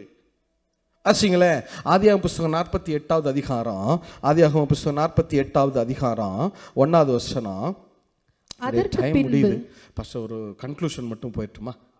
ஒரு கொஞ்ச நேரம் பேசிக்கலாமா? பேசலான்னு சொல்றவங்க மட்டும் ஒரு ஆமேன் சொல்லுங்க பார்க்கலாம். நீங்க ஆமேன் சொல்லலைனாலும் நான் பேசதான் செய்வேன். வாசிங்க பார்க்கலாம். Genesis chapter 48 verse 1. அதற்கு பின்பு உம்முடைய தகப்பனாருக்கு வருத்தமாய் இருக்கிறது என்று யோசேப்புக்கு சொல்லப்பட்டது. தமிழ்ல வருத்தமாய் இருக்கிறதுன்னு இருக்கு. இங்கிலீஷ் பைபிள் யார்ட்டா இருக்கா? டக்குன்னு வாசிங்க. Father is sick. உம்முடைய சிக், யாக்கோபு வியாதியா இருக்கிறான் என்று யோசேப்புக்கு சொல்லப்பட்டது. He was in ill, he was in sick. வேதத்துல முதல்ல வியாதிப்பட்டு மரித்தவன் யாக்கோபு. அதுக்கு முன்னாடி ஜெனிசிஸ் சாப்டர் 47 வரைக்கும் வியாதிங்கிற வேர்டே பைபிள்ல கிடையாது. அதே 47 அதிகாரங்கள்ல சிக் அப்படிங்கிற வேர்டே இல்லை, நோ வேர்ட். அது வரைக்கும் யாக்கோபு ஃப்ரம் ஆடம், ஆதாம்ல இருந்து ஜேக்கப் 22nd ஜெனரேஷன். ஃபர்ஸ்ட் 21 தலைமுறையினர் வயது முதிர்விலே தான் மரித்தார்கள், ஓல்ட் ஏஜ்ல தான் மரிச்சாங்க, வியாதியில மரிக்கல. முதல்ல வேதத்தின்படி வியாதிப்பட்டு மரிச்சது யாரு? யாக்கோபு. காரணம் என்ன தெரியுமா? ஆதியா 37-35, ஜெனிசிஸ் சாப்டர் 37 verse 35. அவனுடைய குமாரர் குமாரத்திகள் ஆதியா எல்லாரும் 37-35. அவனுடைய குமாரர் குமாரத்திகள் எல்லாரும் அவனுக்கு ஆறுதல் சொல்ல வந்து நின்றார்கள். ஆனாலும் அவன் ஆறுதலுக்கு இடம் கொடாமல், நான் துக்கத்தோட என் குமாரனிடத்தில் பாதாளத்தில் இறங்குவேன் என்றான். எப்படி இறங்குவாரா? துக்கத்தோட குமாரனிடத்தில் பாதாளத்தில் இறங்குவேன். அடுத்து ஆதியாகமம் 42-38, ஜெனிசிஸ் சாப்டர் 42 verse 38. அதற்கு அவன், என் மகன் உங்களோட கூட போவதில்லை, அவன் தமையன் இறந்து போனான், இவன் ஒருவன் மீதியாயிருக்கிறான், நீங்கள் போகும் வழியில் இவனுக்கு மோசம் நேரிட்டால் நீங்கள் என் நரை மயிரை சஞ்சலத்தோட பாதாளத்தில் இறங்க பண்ணுவீர்கள் என்றான். எப்படி இறங்குவாரா? சஞ்சலத்தோட. முன்னாடி எப்படி இறங்குவேன்னு சொன்னாரு? துக்கத்தோட. இப்ப எப்படி இறங்குவேன்னு சொல்றாரு? சஞ்சலத்தோட. யாக்கோபு ரொம்ப தங்கமான ஆளு. எது வரைக்கும் தெரியுமா? டென்ஷன் ஆகுற வரைக்கும். டென்ஷன் ஆயிட்டார்னாலே வார்த்தை என்ன தெரியுமா வரும்? நான் துக்கத்தோட தான் சாவேன், நான் சஞ்சலத்தோட தான் சாவேன், நான் வருத்தத்தோட தான் சாவேன். சொல்லி சொல்லியே வியாதிப்பட்டு மரித்து போனார் யாக்கோபு. இப்ப சொல்லுங்க, யாக்கோபு வியாதிப்பட்டதற்கு, சிக்கானதுக்கு யார் காரணம்? சத்தமா சொல்லுங்க. கர்த்தர் தானே.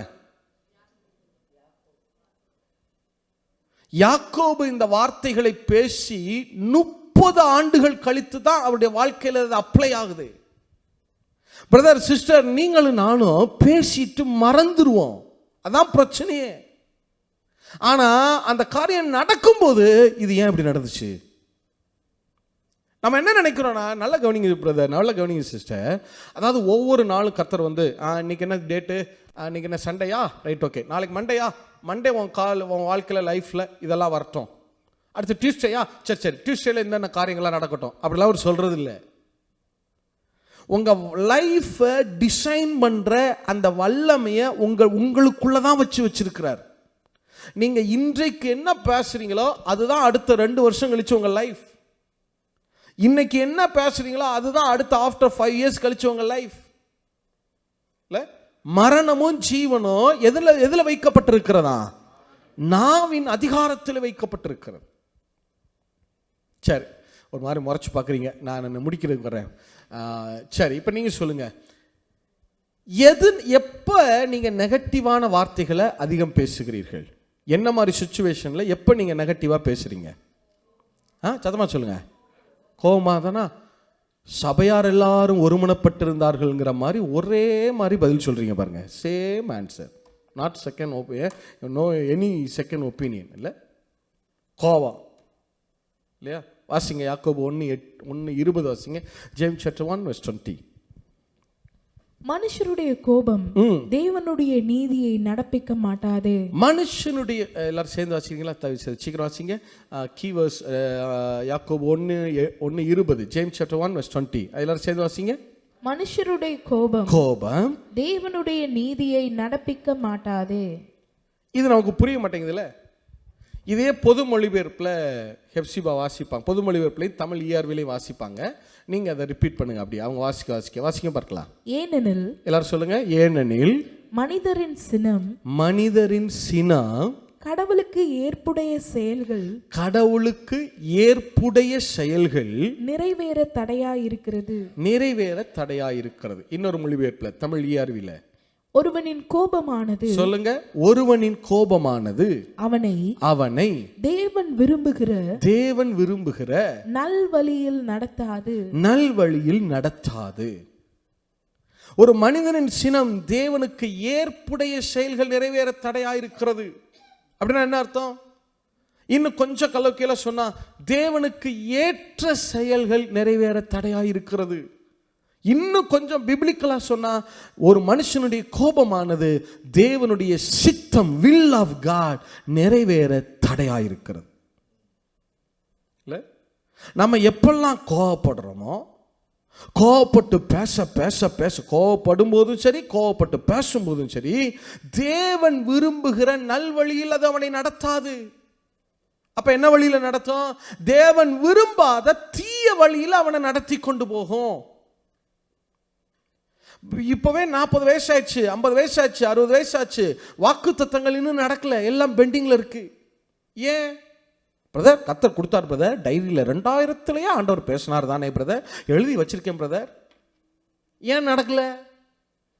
3 மாசத்துக்கு ஒரு தடவை, 2 மாசத்துக்கு ஒரு தடவை, மாசத்துக்கு ஒரு தடவை வீட்டில் பஸ்ட் ஆகி வெடிச்சு பேசி, இப்பெல்லாம் மாச கணக்கெல்லாம் கிடையாது, ஒரு நாள் போறதே பெரிய பாடா இருக்கு பிரதர்.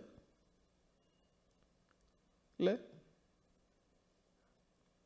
இதுல பெருமை வேற. எனக்கெல்லாம் கோபம் வந்துச்சுன்னா தெரியுமா, நான் மனுஷனாவே இருக்க மாட்டேன். இப்ப மட்டும்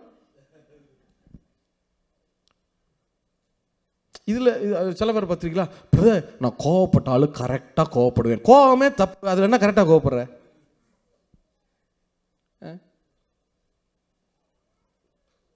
எத்தனை பேர் நல்லா யோசிச்சு பாருங்களேன், சாந்த குணமுள்ளவர்கள் பூமியை சுதந்திரிப்பார்கள். பூமியிலேயே சாந்த குணமுள்ள ஆளு மோசே.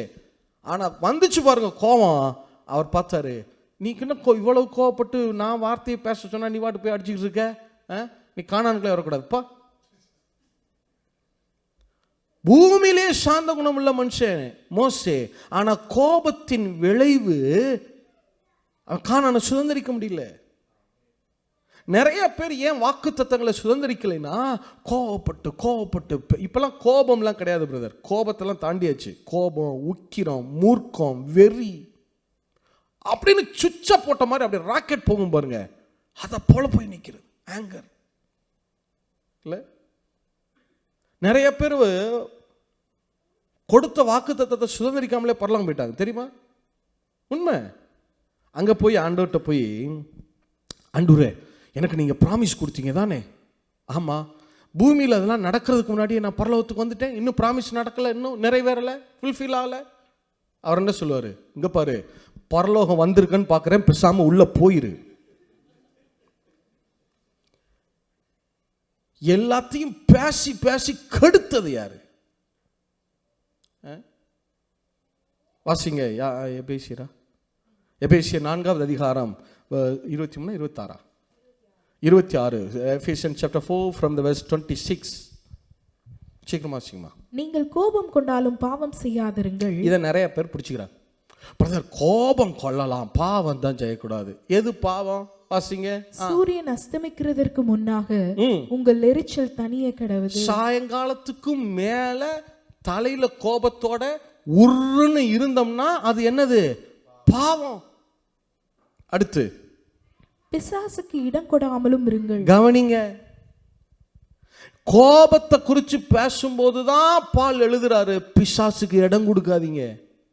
நீங்க நினைக்கிறீங்க, நான் பிரதர் அப்படியே பாவம் செஞ்ச பிரதர், அதை பண்ணி பிரதர், இதை பண்ணி பிரதர், அப்படியே இடம் கொடுத்துட்டேன் பிரதர். அதெல்லாம் இல்லை பிரதர், அதெல்லாம் அப்புறம் சாத்தா வந்த பிறகு நடக்கிறது. பிசாசுக்கு எப்ப ஒரு மனுஷன் இடம் கொடுக்குறான்னா என்ன பண்ணும்போது? கோபப்படும் போது. இல்ல வசனம் தெளிவா எழுதுது. அடுத்து வாசிங்க. திருடுகிறவன் இனி திருடாமல் குறைச்சல் உள்ளவனுக்கு கொடுக்கத்தக்கதாக தனக்கு உண்டாயிருக்கும்படி தன் கைகளினால் நலமான வேலை செய்து பிரயாசப்பட கடவன். கெட்ட வார்த்தை ஒன்று. ஒரு நிமிஷம். அப்படின்னா என்ன அர்த்தம்னா, அவன் வேலையை அவன் பாரு. உன் வேலையை இன்னும் நிறைய என்னவா இருக்கு? பெண்டிங்ல இருக்கு. நீ ஏன் அடுத்த ஆளை ப்ளேம் பண்ணிட்டே இருக்க? உன் டியூட்டியை முதல்ல நீ சரியா செய் சொல்றாரா? அடுத்து கெட்ட வார்த்தை ஒன்றும் உங்கள் வாயிலிருந்து புறப்பட வேண்டாம். அப்படின்னா மாரலி பேர்ட் வேர்ட்ஸ் கிடையாது. தீய காரியங்களை பேசாதீங்க, நெகட்டிவா பேசாதீங்க, கோவப்பட்டு நெகட்டிவா பேசாதீங்க. அடுத்து பக்தி விருத்திக்கு ஏதுவான நல்ல வார்த்தை உண்டானால் அதையே கேட்கிறவர்களுக்கு பிரயோஜனம் உண்டாகும்படி பேசுங்கள். அன்றியும் நீங்கள் மீட்கப்படும் நாளுக்கென்று முத்திரையாக பெற்ற தேவனுடைய பரிசுத்த ஆவியை துக்கப்படுத்தாதிருங்கள். துக்கப்படுத்துறதுனா என்ன? இது கொஞ்சம் புரியலையா? இதே ERV-ல வாசிச்சிருங்களேன், டக்குன்னு வாசிச்சிருங்களேன். Tamil ERV-ல from the Ephesians chapter 4 from 26 ERV தானே? நல்லா கவனிங்க, இந்த கோர்வையை பாருங்க. உங்கள் கோவப்படாதீங்க, பிசாசுக்கு இடம் கொடுக்காதீங்க, அவன் வேலை அவன் பாரு, ஆவியானவரை கெட்ட வார்த்தை தவறா பேசாத, ஆவியானவரை துக்கப்படுத்தாத. இந்த கொக்கிடன்ஸை பாருங்க, இந்த வரிசை ஆர்டரை பாருங்க. கோவப்படாத, பிசாசுக்கு இடம் கொடுக்காத, அவன் வேலை அவன் பாரு. அடுத்து தவறா பேசாத, கோவப்பட்டு தவறா பேசாத, ஆவியானவரை துக்கப்படுத்தாத. இதே தமிழ் ERV-ல வாசிங்க. உங்கள் கோபம் உங்களை பாவம் செய்ய கொண்டு செல்லும் அளவு அனுமதிக்காதீர்கள். நாள் முழுவதும் கோபம் உடையவர்களாக இருக்காதீர்கள். உங்களை வீழ்த்துவதற்குரிய வழியை பிசாசுக்கு கொடுக்க வேண்டாம். தமிழ்லையாவது பிசாசுக்கு இடம் கொடுக்காதீங்கன்னு இருக்கு, ஆனா இன்னொரு மொழிபெயர்ப்புல இருக்கு, உங்களை வீழ்த்துவதற்கு உரிய வழியை பிசாசுக்கு கொடுக்காதீங்க. இது எனக்கு சேர்த்தான் சொல்றேன். நம்ம எப்பெல்லாம் கோவப்படுறோமோ அப்பெல்லாம் பிசாசுக்கு நம்மளை வீழ்த்துவதற்குரிய வழி என்ன செய்யணுமா? கொடுக்கிறோம். டோரை ஓபன் பண்றோம். அடுத்து ஒருவன் திருடுகிறவனாக இருந்தால் தன் திருட்டை நிறுத்துவானாக. அவன் வேலை செய்ய தொடங்கட்டும். அவன் தனது கைகளை நல்ல செயல்களை செய்வதற்கு பயன்படுத்தட்டும். பிறகு ஏழைகளோடு பகிர்ந்து கொள்ள அவனுக்கென்று சில இருக்கும். அடுத்து அவன் வேலையை பாருங்க, நீங்க உழைங்க. அடுத்தது நீங்கள் பேசும்போது தீயவற்றை சொல்லாதீர்கள். கெட்ட வார்த்தைனா என்னன்னா, தீயவற்றை பேசாதீங்க. ஆனால் மற்றவர்களுக்கு பயன் தரத்தக்கதும் மற்றவர்களை பலமுள்ளதாக்குகிறவைகளை மட்டும் பேசுங்கள். அதனால் உங்கள் பேச்சை கேட்பவர்களுக்கு உங்கள் பேச்சு ஆசீர்வாதங்களை கொண்டு வரும். பரிசுத்த ஆவியானவரை சோகப்படுத்தாதீர்கள். தமிழ்லையாவது துக்கப்படுத்தாதீங்க, இதுல இன்னும் தெளிவா இருக்கு, சோகப்படுத்தாதீங்க. நீங்கள் தேவனுக்குரியவராக இருக்கிறீர்கள் என்பதற்கு ஆவியானவரை சான்றாக உள்ளார். தேவன் உங்களுக்கு சரியான நேரத்தில் விடுதலை தருவார் என்பதை காட்டவே தேவன் பரிசுத்த ஆவியானவரை உங்களுக்கு தந்துள்ளார். சும்மா நீங்க கோவப்படாதீங்க, சரியான நேரத்தில் ஆவியானவர் உங்களுக்கு விடுதலையை தருவாரு. இந்த ஆர்டரை பாருங்க. நம்ம கோவப்படும் போது சாத்தானுக்கு டோரை ஓபன் பண்றோமா? அதே நேரம் அட் சேம் டைம் சைமில்டேனியலா என்ன நடக்குது? கோவப்பட்டு தவறா பேசுறப்ப ஆவியானவரை சோகப்படுத்துறோம். சோகப்படுத்துறோம்னா என்னது? சோகமா இருக்கிறவங்க எப்படி இருப்பாங்க? சேடா இருக்கிறவங்க, சோகமா இருக்கிறவங்க என்ன செய்வாங்க? எதுலையும் இன்வால்வ் ஆக மாட்டாங்க. பார்த்துருக்கீங்களா? அமைதியாக இருப்பாங்க. எந்த காரியத்திலையும் எந்த ஒர்க்லையும் என்ன செய்ய மாட்டாங்க? இன்வால்வ் ஆக மாட்டாங்க. அப்போ என்ன அர்த்தம்னா, நான் கோவப்படும் போது சாத்தானுக்கு டோரை ஓப்பன் பண்ணுறேன். அடுத்து கோவப்பட்டு பேச ஆரம்பித்த உடனே ஆவியானவரை சைலண்ட் மூடுக்கு அனுப்பிடுறேன். சாத்தான் வரும்போது அவனுக்கு விரோதமாக கொடியேற்ற வேண்டியது யாரு தான்? ஆவியானவர். ஆனால் நான் கோவப்பட்டு இந்த பக்கம் சாத்தானுக்கு எனக்கு என் வாழ்க்கையில் வேலை செய்ய டோரை ஓப்பன் பண்ணிட்டு இந்த பக்கம் கொடியேற்ற சாத்தானுக்கு விரோதமாக வர வேண்டிய ஆவியானவரை சைலண்ட் மோட்ல போய் உட்கார வச்சுறேன். இது எவ்வளோ டேஞ்சர் பாருங்க. இல்லை? சரி, நான் முடிக்கிறேன். ஒரு மாதிரி முறைச்சு பார்க்குறீங்க. ஆதியாகமம் நானே விட்டாலும் என் மனைவி விட மாட்டேங்கிறாங்க. முதல்ல இந்த பாயிண்ட்டை சொல்லுமோ இல்லை? அதே வாசிங்க, 2:7 வாசிங்க, சீக்கிரம் வாசிங்க. Genesis chapter 2:7. தேவனாகிய கர்த்தர் மனுஷனை பூமியின் மண்ணினாலே உருவாக்கி ஜீவ சுவாசத்தை அவன் நாசியிலே ஊதினார், மனுஷன் ஜீவாத்மாவானான். ஏன் ஜீவ சுவாசத்தை ஏன் நாசியில ஊதணும்? ஆதாமுக்கு விழாவை திறந்த மாதிரி நேராக ஒரு ஓப்பன் ஹார்ட் சர்ஜரி பண்ணி ஜீவனை ஹார்ட்டில் ஊதிருக்கலாம்ல, லைஃபை. அல்லது ஆதாமுடைய தலை அப்படி ஓப்பன் பண்ணி மூளையிலேயே பிரெயின்லேயே ஜீவனை ஊதிருக்கலாம்ல, லைஃபை. ஏன் நாசியில் ஊதுறார்? இந்த நாசிங்கிற வார்த்தை இருக்குல்ல, எபிரேயத்தில் ஹீப்ரூ வேர்டு என்னென்னா ஆஃப், APH, ஆஃப் அப்படிங்கிற வார்த்தை இருக்குது. நீங்கள் வேணால் நீங்கள் கூகுளில் மொபைலில் டைப் பண்ணி பாருங்கள். ஸ்ட்ராங்ஸ், STRONGS, ஸ்ட்ராங்ஸ் dictionary, H for Hebrew, H639 without gap type பண்ணணும். H639 ஹீப்ரூ டிக்ஷனரியில் 639வது வார்த்தை. ஸ்ட்ராங்ஸ் டிக்ஷனரி H639 டைப் பண்ணி அந்த ஃபர்ஸ்ட் லிங்கை கிளிக் பண்ணி பாருங்க. ஆஃப் அப்படிங்கிற வார்த்தைக்கு அர்த்தம் கொடுத்துருப்பாங்க. ஆஃப்னா என்னன்னு யாராவது டைப் பண்ணியிருக்கீங்களா? என்ன வார்த்தை இருக்குது, என்ன அர்த்தம் இருக்குது? Nose or nostrils. அடுத்த வார்த்தை ஃபேஸ், இந்த முகத்தில் இருக்கிற இந்த நோஸ் ஆர் நாஸ்ட்ரில்ஸ் இருக்கா, அதுக்கு அடுத்த வார்த்தை இன்னொன்று இருக்கும். என்ன வார்த்தை தெரியுமா? ஆங்கர், கோபம். ஒரே word, single word had two meanings. ஒரே வார்த்தை, ரெண்டு அர்த்தம். ஆஃப்னா நாசின்னு சொல்லலாம், இன்னொரு வார்த்தையில் சொன்னால் என்னது? கோபம். என்னைக்காவது நீங்கள் இப்படி பேசியிருக்கீங்களா? என்ன பிரதர் உங்களுக்கு நெத்தி மேலே கோவம் வருது, காது மேலே கோவம் வருது, கண்ணு மேலே கோவம், அப்படியே சொல்கிறோம்? மூக்கு மேலே கோபம் சொல்கிறோமா? அப்போ ஆண்டவர் ஜீவ காற்றை ஏன் நாஸ்ட்ரில்ஸில் ஊதுறாருன்னா, இவன் கோபக்காரனா இருந்தா ஜீவன், life வெளிப்படாது. there is no life, there is no life. இல்லை, நமக்கு சொல்லிக் கொடுக்குறதே தப்பாக சொல்லிக் கொடுக்குறது.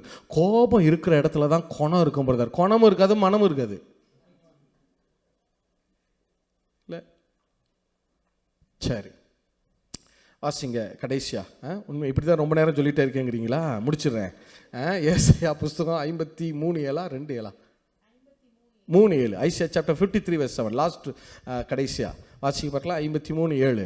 அவர் நெருக்கப்பட்டும் ஒடுக்கப்பட்டும் இருந்தார், அவர் நெருக்கப்பட்டும் ஒடுக்கப்பட்டும் இருந்தார், ஆனாலும் தம்முடைய வாயை அவர் திறக்கவில்லை. இதைத்தான் நான் முன்னாடி சொன்னேன். சிலுவையில் இயேசுவுக்கு ஏன் இவ்வளவு பாடுகள், இவ்வளவு நெருக்கம், இவ்வளவு சஃபரிங்ஸ்? Why? அவர் நெருக்கப்பட்டு ஒடுக்கப்பட்டும் இருந்தார், ஆனாலும் தம்முடைய வாயை திறக்கல. ஏன் இவ்வளவு பாடுகளை அவருக்கு கொடுத்தான் தெரியுமா? அவரை வாயை திறந்து நெகட்டிவா என்ன செய்ய வைக்கணும்? பேச வைக்கணும்.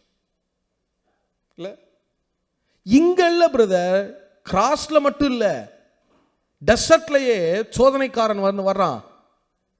சோதனைக்காரன் அவர்கிட்ட என்ன சொல்றான்? இந்த கல்லுகள் அப்பங்கள் ஆகும்படி செய்யுமா, சொல்லும்.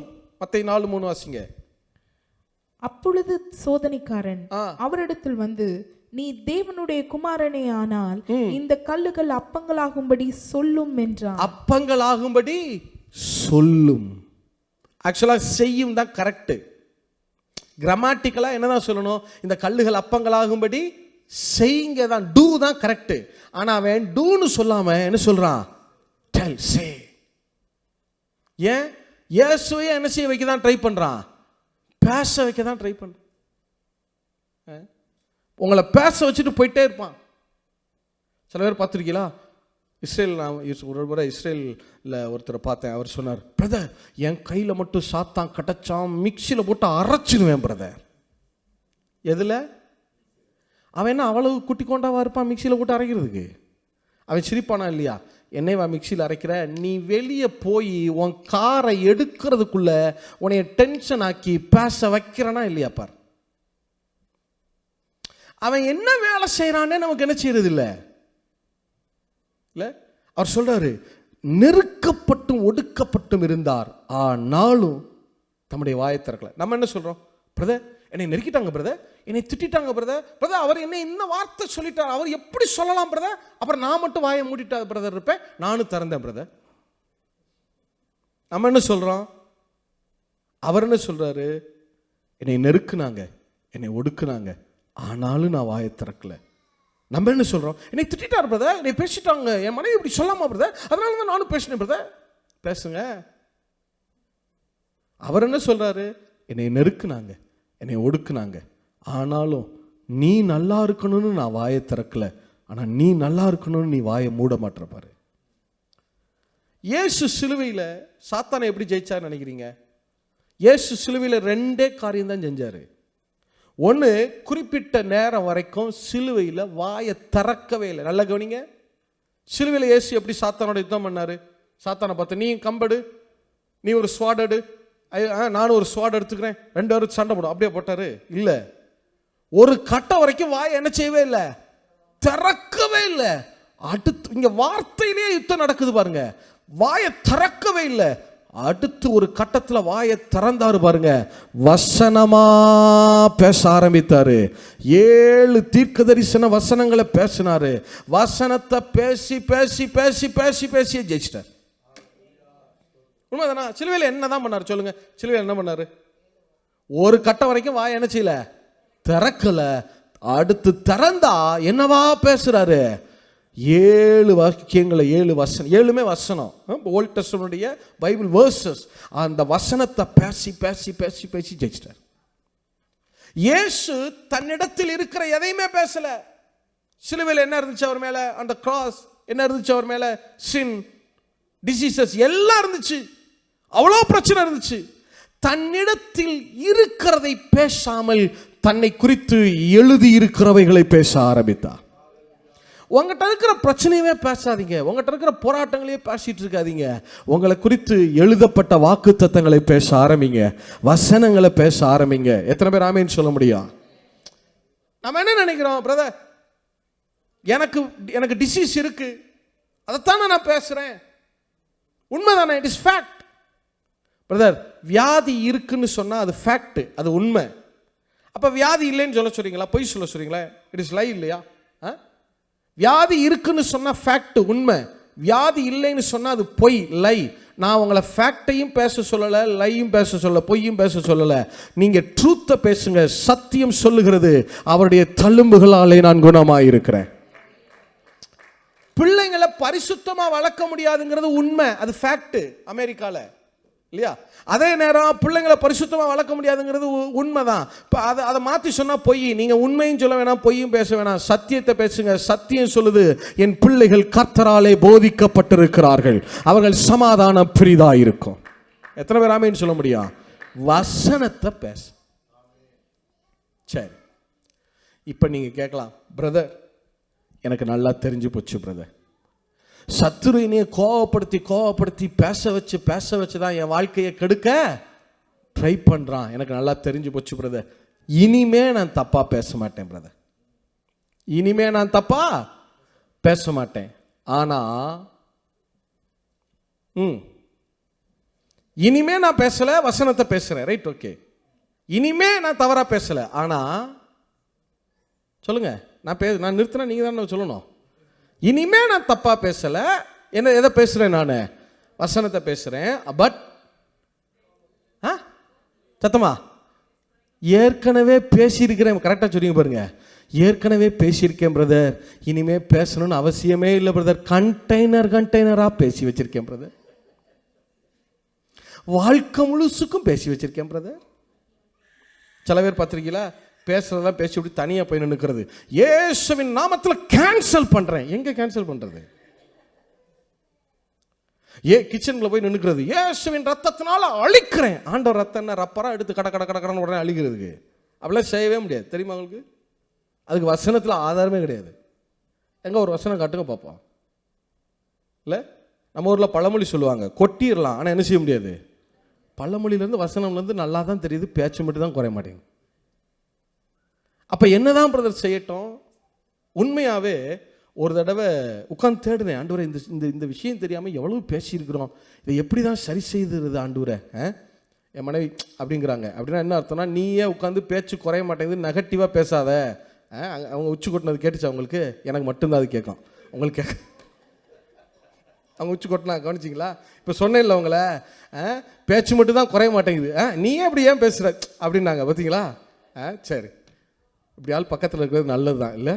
சரி, அப்போ நல்லா கவனிங்க. இது ஒரு தடவை உட்காந்து தேடுனேன், இது எப்படி ஆண்டவரை சரி செய்கிறது, இது தெரியாமல் எப்படி பேசிட்டோம்.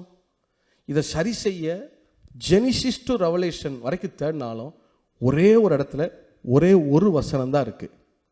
சொல்லட்டுமா, பிரசங்கத்தை முடிச்சிடவா? சத்தமாக எனக்கு சரியாக கேட்கல பாஸ்டர், முடிச்சிடுவோம் பாஸ்டர், சொல்லுங்கள். சொல்லட்டுமா, பிரசங்கத்தை முடிச்சிடவா? அப்புறம் லேட் ஆச்சுன்னு போய் கம்ப்ளைண்ட் பண்ணுவீங்களா? சொல்லுங்கள், கம்ப்ளைண்ட் பண்ணுவீங்களா மாட்டீங்களா? எப்படி உங்களை பாயிண்டில் கொண்டு வந்து நிறுத்தி எடுங்க. அப்போஸ்தலர் புஸ்தகம் 19ஆம் அதிகாரம், ஆக்ட்ஸ் சாப்டர் 19 எடுங்க. அப்போஸ்தலர் 19. நீங்கள் பரட்டுங்க, நீங்கள் பரட்டுற வேகத்திலே தெரியுது எவ்வளவு பேசியிருக்கீங்கன்னு இல்லை? இப்போ தான் பைபிள் பரட்டாதாலாம் பரட்டுது பாருங்க, பார்க்குது பாருங்க, பரட்டுங்க. பேப்பருக்கு ஏதாவது ஆயிரம், மெதுவாக பரட்டுங்க. எடுத்தீங்களா? அப்போஸ்தலர் 19ஆம் அதிகாரம் 20வது வசனம், வெர்ஸ் 20. Acts chapter 19 verse 20. இவ்வளவு பலமாய், எல்லாரும் சேர்ந்து வாசிங்க, சீக்கிரம் வாசிங்க. இவ்வளவு பலமாய் கர்த்தருடைய வசனம் விருத்தி அடைந்து மேற்கொண்டது. the power of prevail, the power of overcome. ஒரு காரியம் தப்பாயிருச்சு, அந்த காரியத்தை சரி செய்து ஓவர் கம் பண்ற, ப்ரிவைல் பண்ற வல்லமை கர்த்தருடைய வார்த்தைக்கு மாத்திரம் தான் இருக்கிறது. இதுவரைக்கும் தவறா பேசுனதெல்லாம் விட்டுருங்க, சோர்ந்துடாதீங்க, டிஸ்கரேஜ் ஆயிடாதீங்க. இன்னைக்கு வீட்டில் போய் அதையே சொல்லி சண்டை போட்டுவிட்டு கூடாது. மனைவி கண்ணாலேயே கணவர்கிட்ட சொல்றது, பார்த்தீங்களா ஆண்டவர் எல்லா செய்தியும் உங்களுக்கு தான். மனைவி இப்போ சொல்றது, கர்த்தர் என் ஜபத்தை கேட்டு அவரை இந்தியாவில் இருந்து கொண்டு வந்திருக்கார். கணவர் போய் இல்லை எல்லாமே உனக்காகத்தான், இப்படி சொல்லி சண்டை போடக்கூடாது. சரியா? பேசுனதெல்லாம் என்ன செஞ்சிருங்க, விட்டுருங்க, டிஸ்கரேஜ் ஆகாதீங்க. அதே நேரத்தில் இனி வரும் நாட்களில் வசனங்களை எடுங்க, வாக்கு தத்தங்களை எடுங்க. பிள்ளைகளை குறித்த, சரீரத்தை குறித்த, தேசத்தை குறித்த, சபையை குறித்த வாக்கு தத்த ப்ராமிசஸை எடுங்க. அதை வாயார பேச ஆரம்பிங்க, மனதார பேச ஆரம்பிங்க.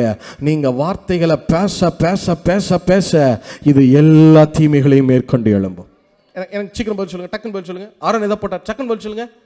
கோலை போட்டார். கோல் என்னவாக மாறுது? சர்ப்பம் போல. அந்த சீக்கிரம் சொல்லுங்க, திருப்பி சொல்லுங்க. ஆரோன் எதை போட்டாரு? கோல் எதை அடையாளப்படுத்துது? வார்த்தையை. அந்த கோல் என்னவாக மாறுகிறது? மாறி எல்லா சர்ப்பங்களும் என்ன பண்ணுச்சு? விழுங்கிட்டா. அதைத்தான் உங்களுக்கு சொல்றேன், இந்த வார்த்தையை எடுத்து உங்க வாழ்க்கைக்குள்ள போட்டுக்கிட்டே இருங்க. இது சாத்தானுடைய எல்லா தீமைகளையும் விழுங்க ஆரம்பிக்கும். எத்தனை பேர் ஆமேன்னு சொல்ல முடியும்? எத்தனை பேர் ஆமேன்னு சொல்ல முடியும்? வாயை திறந்தா ஒன்று வசனம் வரணும், இல்லையா அந்நிய பாஷை வரும். வெளிப்படுத்தல் 12:11. வெளிப்படுத்தலாம் முடிக்கணும், முடிச்சிடலாம். Revelation chapter 12 verse 11. மரணம் நேரிடுகிறதா இருந்தாலும் அதற்கு தப்பும்படி தங்கள் ஜீவனையும் பாராமல் ஆட்டுக்குட்டியின் இரத்தத்தினாலும் தங்கள் சாட்சியின் வசனத்தினாலும் அவனை ஜெயித்தார்கள். சாட்சியின் வசனம்னா கழுத்தொலி போச்சு தலைவலி போச்சுன்னு சொல்ற வசனம் இல்லை. இந்த வசனத்துக்கு தான் சாட்சி, இந்த வேதத்துக்கு தான் சாட்சியின் ஆகமம்னு இன்னொரு பேர் இருக்கு. அவர்கள் சாத்தானை இந்த வசனத்தினாலே ஜெயித்தார்கள். எத்தனை பேர் ஆமேன்னு சொல்ல முடியும்? எழுந்து நிற்போமா? எழுமுங்க, பிரசங்கம் முடிஞ்சிச்சு. கண்களை மூடி, நல்ல தகப்பனே, உங்கள் பிள்ளைகளுக்காக உடைய சமூகத்தில் வர்றோம். எவ்வளோ நேரம் பொறுமையாக அமர்ந்து வார்த்தைகளை கேட்டிருக்காங்க. நாங்கள் செய்கிற ஜெபத்தை நீங்கள் கேட்குறீங்கிற அந்த விசுவாசத்தில் ஆண்டவராக இயேசு எங்கள் மத்தியில் நின்று ஆண்டவர் இந்த ஜெபத்தை கேட்குறீங்கிற கவனால நம்பிக்கையில் ஜெபிக்கிறோம். மனதார உங்கள் பிள்ளைகளை ஆசீர்வதிக்கிறோம். ஆண்டவர் எங்கள் சபையை நாங்கள் மனதார ஆசீர்வதிக்கிறோம். பாஸ்டர் குடும்பத்தை மனதார பிளஸ் பண்ணுறோம். இவர்கள் 1000 மடங்கு பழுகி பெருகட்டும்னு சொல்லுகிறோம். ஆண்டவரே, சத்துரு எதெல்லாம் இவங்களுக்கு விரோதமாக திட்டமிட்டு இருந்தானோ அது எல்லாவற்றையும் நீங்கள் செல்லாதே போக பண்ணினு நாங்கள் டிக்ளேர் பண்ணுகிறோம். வரும் நாட்களில் இவர்களுக்கு விரோதமாய் உருவாக்கப்பட்ட எந்த ஆயுதமோ வாய்க்காதே போகிறது நாங்கள் டிக்ளேர் பண்ணுகிறோம். எங்கள் பிள்ளைகள் கர்த்தராலே போதிக்கப்பட்டிருக்கிறார்கள், அவர்கள் சமாதான பரிதா இருக்கணும் டிக்ளேர் பண்ணுகிறோம். தோல்வி அடைந்த ஒவ்வொருத்தரும் சொல்லுகிறோம், கிறிஸ்துவுக்குள் எப்பொழுதும் எங்களை வெற்றி சிறக்க பண்ணி எல்லா இடங்களிலேயும் எங்களை கொண்டு இயேசு கிறிஸ்துவை அறிகிற அறிவின் வாசனையை வெளிப்படுத்துகிற பிதாவாகிய தேவனுக்கு ஸ்தோத்திரம் உண்டாவதாக சொல்லுகிறோம். நாங்க இனி கடனை பத்தி பேச போறதில்ல. நாங்க கடன் கொடுக்கிறவர்களா இருப்போம். நாங்கள் கடன் வாங்குகிறதில்ல. நாங்க வியாதியை பத்தி பேச போறதில்ல. அவருடைய தழும்புகளாலே நாங்கள் குணமாயிருக்கிறோம். நாங்க தரித்திரத்தை பத்தி பேச போறதில்ல.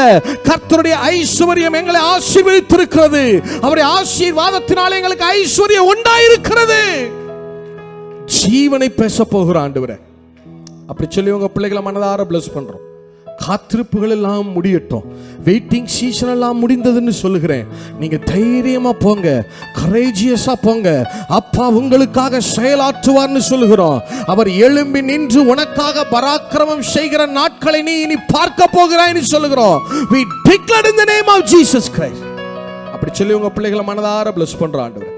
இந்த எல்லா எங்களுடைய ஜெபங்களுக்கு வார்த்தைகளுக்கும் ஆண்டவராக இயேசு நீங்க இங்க எங்க மத்தியில நின்று ரெண்டு கரங்களை இங்க இருக்கிற ஒவ்வொருத்தருக்கு நேராக உயர்த்தி, எங்க சபையாருக்கு நேராக உயர்த்தி, எங்களுடைய வார்த்தைகளுக்கு ஜெபத்துக்கு நீங்க உங்க வாயை திறந்து ஆமென்னு சொன்னதற்காக, அப்படியே ஆகட்டும் என்று சொன்னதற்காக உள்ளத்தின் ஆழத்திலிருந்து நன்றி செலுத்துகிறோம். எல்லாவற்றையும் மீட்பர் இயேசுவின் நாமத்தில் ஜெபிக்கிறோம் நல்ல பிதாவே, ஆமென். God bless you.